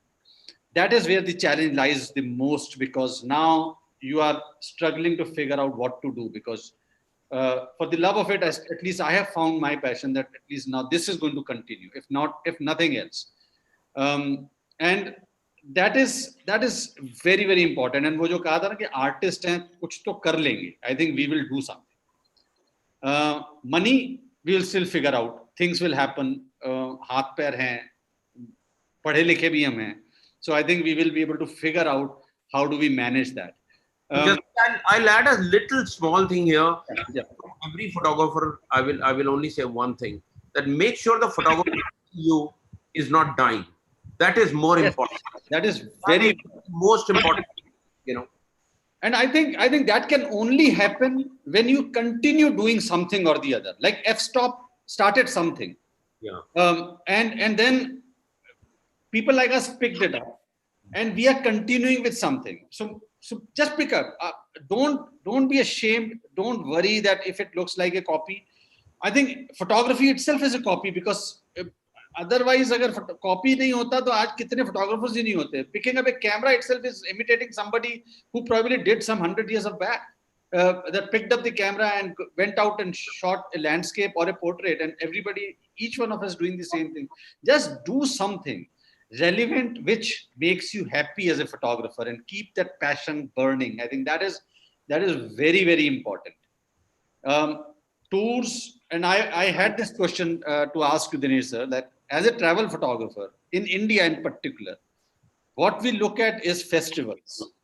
It could be Kumbh, it could be Holi, it could be Hola Malla, it could be Thayyam, it could be Jajuri. We can just continue naming them. And we don't see that happening now with that kind of crowd that used to come there in really quite some time now. So how do we handle it? Well, for one, the reality is that it won't happen for a while. Yeah. For the next 1 or 2 years. But having said that, I must tell you that I've been going to such places for the last 30, 40 years. And my lament is that जैसे पहले होता था अब नहीं होता. तो भाई वो तो होता ही रहा है ना. अब उसकी intensity क्या है, कितनी खराब है, वो बात हो रहा है. It's just very interesting that I went to Pushkar Mela after many years, 2 years ago, because I was doing a story for Sapedia. And of course, this joke about more cameramen or more photographers than camels has been happening for a while. But I was sitting with one of the herders there, and I was talking to him. I said, I would want to understand from him what he feels about it, because he was in the 70s or something, and obviously he'd been coming to the Pushkar Mela for the last, God knows, decades. So I said, क्या फर्क पड़ गया? ये इतने कम ऊंट क्यों हैं यहाँ पे? घोड़े तो दिख ही नहीं रहे वगैरह. तो सर ये ऐसा है, 10 साल बाद आओगे ना, ऊंट भी नहीं दिखेंगे, ट्रैक्टर दिखेंगे, ये ट्रैक्टर मेला बन जाएगा. And what he said was right. He said, look, if the camel doesn't have a role to play in the farmer's life anymore, which it had for various reasons, whether it was agriculture or whether it was milk or whether it was leather, if that is going to diminish, why would, just because you want to come and take photographs of this exotic camel herders, why are they expected to stay the same way? Things change. Right. That still happen. It's like, for instance, the Kumbh itself, I've been going there for the last 15, 16 years, or I think I've been to 4 Kumbhs in different places. It's changed. The sheer numbers have changed a lot. Yeah. This last Kumbh became a very large Kumbh because we've got a political party in power which saw it in tune with their thinking and what they want to project. And so therefore they made sure it was a very large comb. Otherwise, it's been dwindling, it's been changing because people's lifestyles change. Yeah. I've been going to Varanasi for the last 30 years, or 35 years. I have seen and I got photographs where there was not an inch of space on the Sasamaya Ghat during Shivratri. And I can show you photographs from last year's Shivratri where people are just walking around and lounging. It's changed. It was pre-pandemic. Society changes, things change, and therefore, all that changes. So I can only, I can keep telling you कि अरे यार अब 94 के कुंभ में देखते तो क्या उसमें होता भाई वो क्या हो that I can show that to you in my transparency, but it doesn't mean that you can shoot that today. Right. And that's true of life for everything, so why would it not be true of this too? Right. And Saumya, you wanted to say something? You raised your hand, so I just wanted to. Yeah, I just needed to speak a little bit about, some practicality for young photographers. I work with, I mentor some of these young, people who've been in the business for last 3-4 years. I just want to give some practical advice, because I think they are much more in the dark than we are. And they are so uncertain that where am I going to go with this thing, which I've decided to go in for, whatever the belief system is. So I keep giving this practical thoughts, which is, see, like what Tarun said and what Dinesh said, both of them work in two very different worlds. But what they said was the reason we make those pictures is the people we interact with, the ambience there, the interaction, even if, let's say, Tarun's space, which is like very structured, but, his whole ecosystem works with, how he deals with people. Now, that is one part which is just gone for everybody, whether you are new in the business or you've been there for 50 years, it doesn't matter.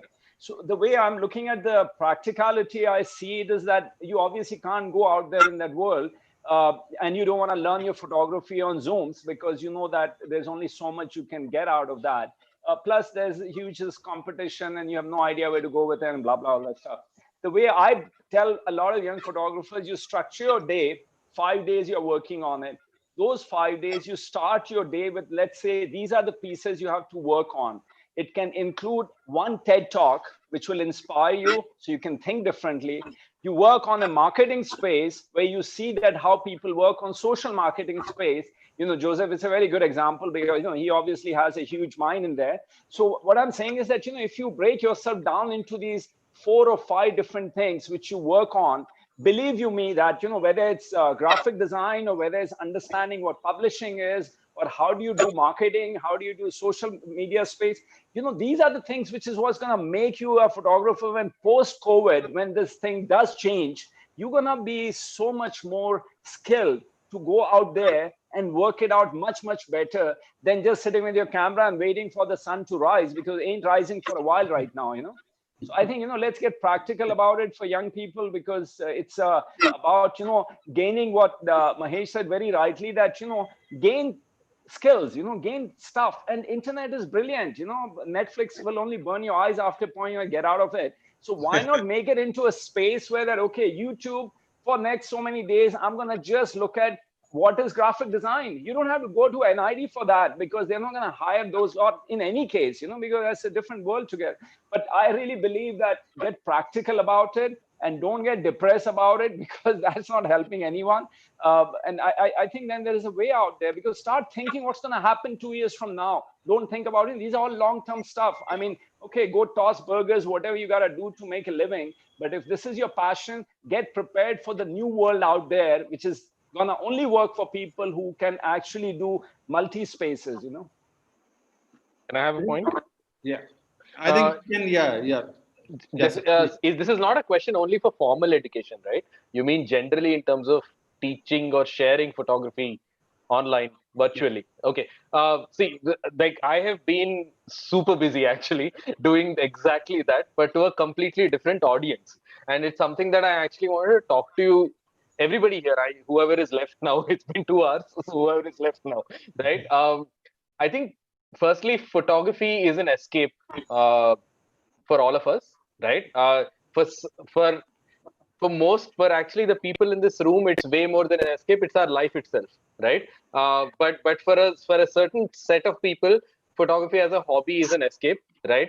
And for the average human being, when they see our work online, it is they're living vicariously through us, right? Whether it's seeing Tarun's models or or Dinesh's incredible colors of India, whether it's seeing Jassi's travel photos, whatever it is, they're living vicariously through us. Okay, and we tend to forget that part of our audience when we talk about education, right? I just think that there is a substantial part of this education which is just sharing that joy that photography gives us to the aam aadmi. Okay, so I've done two kinds of education, you could call it, during this time. One is a wedding photography masterclass, which is very obvious. I did it once. It was extremely tiring because basically the fact that you can't see human body language in front of you saps energy out of you. It's like you're talking to a blank wall for many hours on end. It is energy sapping max. But on the other side, I did a smartphone photography session for 4 weekends in a row with my brother. So I would do Saturday, where I would talk about Android and the part of photography which is documenting our lives with our smartphones, right? And Joshua would talk about photography as a way to express his creativity through smartphones, because he is not a professional photographer. For him, all of his photography is via the phone. Whereas for me, I express my creativity through the camera, right? But for me, the phone is the way I document my entire life, whether it's family, loved ones, travel, anything in life. So we did those two sessions. They were super sharp, like only 90 minutes each. We had 300 odd people sign up, and we raised about 4.5 lakhs for the migrant workers charity during this time, right? And it was then that I realized we get so hung up. I'm not talking of just social media numbers, but I'm also talking of our internal numbers. There are so many people who know us as artists. There's so many people who look up to us as photographers, and in simpler words, there's so many people who are fucking envious of what we do in life. Okay, can we give a little part of that, of our journey, to them, right? And just empower them in little ways to make something better and give away a little bit to them, right? And then if you're doing it for a cause, well and good. But for me, I did it for a very selfish reason. I have never shared my photography with somebody who's never doesn't know anything about, say, exposure, aperture, shutter, and all of that. So I was like, can I strip away that nonsense and talk about just the things that I do, whether it is connecting with people, whether it's talking to people, not like being obtrusive, all of those smaller things. Because the smartphone, I think, makes it simple, right? Takes away all that manual mode nonsense and just focuses you on just clicking on shutter button. So for those who are tuning in, whoever is here, I think if people are teaching yoga on Zoom, in Myra's case, right, and they're teaching fitness on Zoom, for God's sakes, right, I'm sure we can figure out a way to impart a little bit of this. Yes, be pragmatic, be realistic. A large part of it, a large part of what we do will never come to life, but this is the time to do all of that. I'm going to end this little bit with saying that those 300 odd folks who actually signed up for smartphone, it was so refreshing that more than 80% of them were women, which is the first time for me, right? So I'm used to classes being the other way around, like 80% nerd men who just want to learn photography, and a few who actually want to, a few women in the room. It was completely the other way. Mothers who wanted to document their kids, um, fashion influencers who just wanted to start up on Instagram today, who had no clue about photography, but they have a huge following on Instagram. Cooks, people who are into cooking, chefs, or call it whatever you want. So many ways, and that little joy of capturing a sunset, to capturing your son, your daughter, your father, and so on. And that has been one of like the biggest, most happiest things I have done during this time. I'm sure all of us can do it as well. And it's super easy to do. Yeah. So yeah, back to you. If I think may it was just add to that, Hmm. is what we can also be doing. I mean, and I'm so thrilled that I've done this. I've for the last 10 days been doing, as a student, an art workshop, which the lady is a very good artist. Her name is Gopika Nath. She lives in Goa, but she's put together a group on WhatsApp. All right, and she's got 36 students, and she's doing this fast track, art session where she sends us assignments every day, and we're supposed to do whatever illustration she asks us to do, and then post it back on the WhatsApp group so that everyone in the group can see it, and then she comments on them. It's been such an exhilarating thing, and I'm not saying that tomorrow I'll become an artist. अगर photo खींच के पैसे नहीं बन रहे तो painter बन के कर. No, not at all. But the point which Joseph is making, and which Summer is making, and which Tarun has made, and you have made, and Mahesh has made, is that find another way of expressing yourself too, which is, as far as I'm concerned, I was giving a talk. Joseph, we're talking about doing things for a charity. I did a session for Can Support yesterday evening, and so that they could raise some money, and they were very happy with that. It's just go out and think that you're a visual person. I mean, that's what I've been talking about now for the last couple of months or a couple of years now, that I don't think of myself only as a photographer. Photography, just camera lens is my recording equipment here. My language is visuality. So if you're able to up your game, and irrespective of whether you're 20 bloody years old or whether you're fucking 60 like I am, all right? If you can understand that you are there because you want to visually connect and engage with the world and whatever happens in the world, which interests you, all right? Then find the tool with which you want to record it. But first, move your fucking ass and engage. ये sensor वैसा कर देना, मुझे तो live जा रहा है. मैं बीप कर रहा हूँ. I think beeping it. I have a request for Joseph, actually. When you do please, you and photographers, wedding photographers with your kind of equity in the market, it's a very sincere thing, because I live in the outskirts of city of Bangalore, and it is a very beautiful open space where I am. I see a huge amount of wedding photographers coming in here for do pre-wedding shoots. Morning, evening, they are there. And as I said, whenever you do your workshop, my request is, could you please ask them to be very kind to environment. They come and they strew, everything is strewn around, eat food plates to props to tissues, and they go away. And this morning, me and friends spent 4 hours cleaning up some spaces.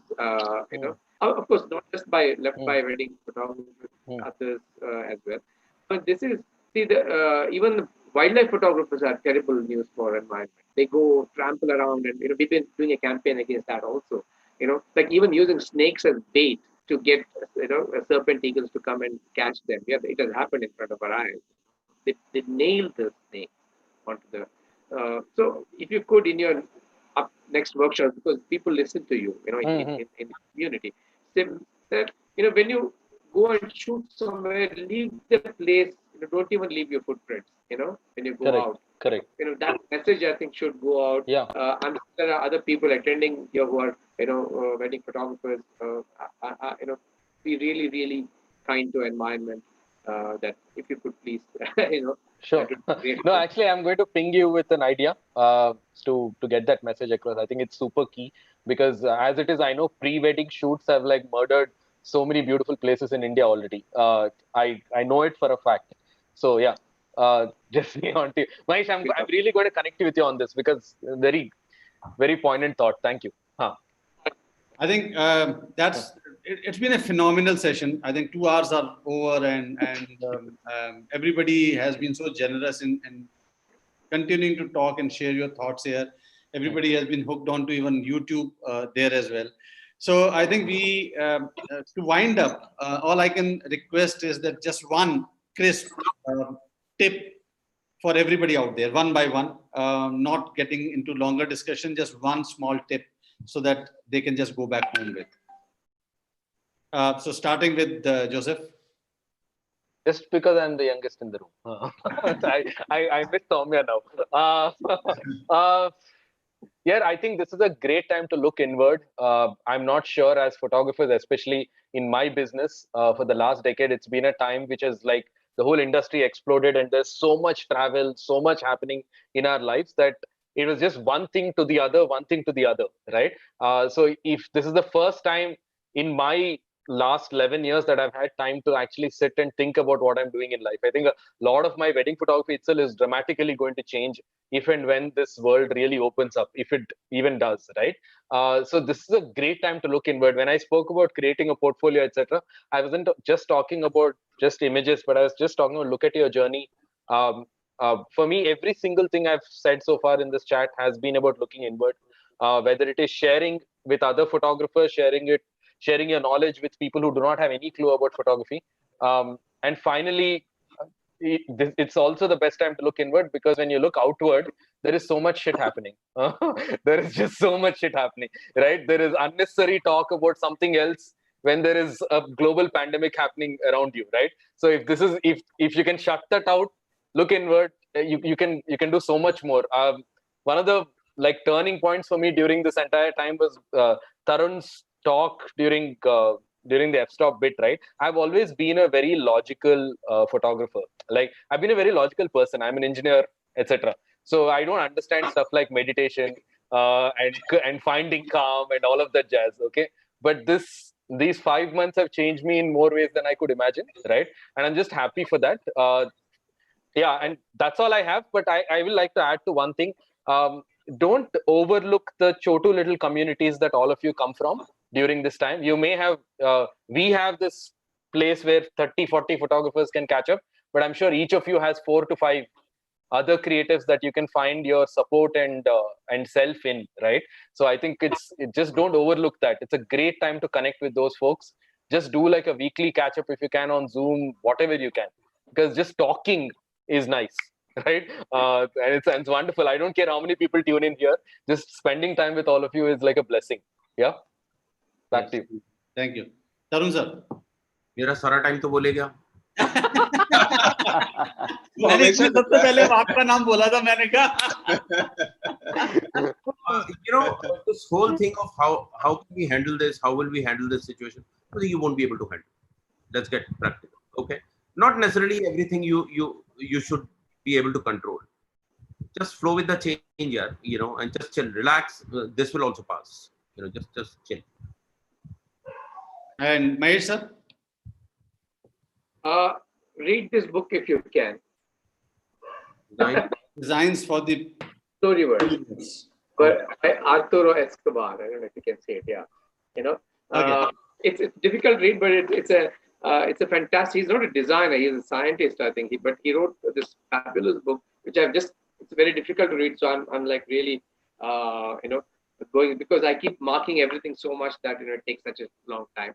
What he says is that the world is not one. There are multiple worlds, and we have to recognize the time has come that we have to recognize that.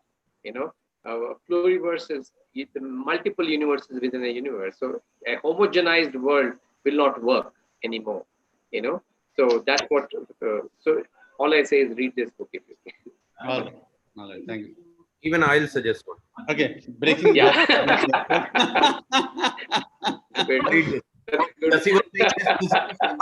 Just handle. All right. Dinesh sir. I'll just want to repeat, what I said earlier about just understand that it's not just about being a photographer, it's about being a visual person. Find your passion, find your engagement with subjects. Don't worry too much about, can I take a picture of this or not, and will I be able to sell this picture or not? Like Tarun very rightly said, boss, problem hai abhi. Na kharidar hai or na, opportunity hai. But, what everyone has, I think very consistently said with all the people who are part of this panel right now is that please understand why you are a photographer, right? Don't forget the fact that you're a photographer because you're an artist, that you want to express, you want to communicate. Concentrate on that right now. And I, having been an educator for the last 8-10 years, have realized that people say, ki, I want to be a photographer, rather than saying, can you look at this work I've been doing where I've shot, these kind of subjects or these kind of essays? Can I be a photographer? Right? Camera ownership does not make photographers. As much as pen or keyboard ownership does not make writers. Right? So get that clear.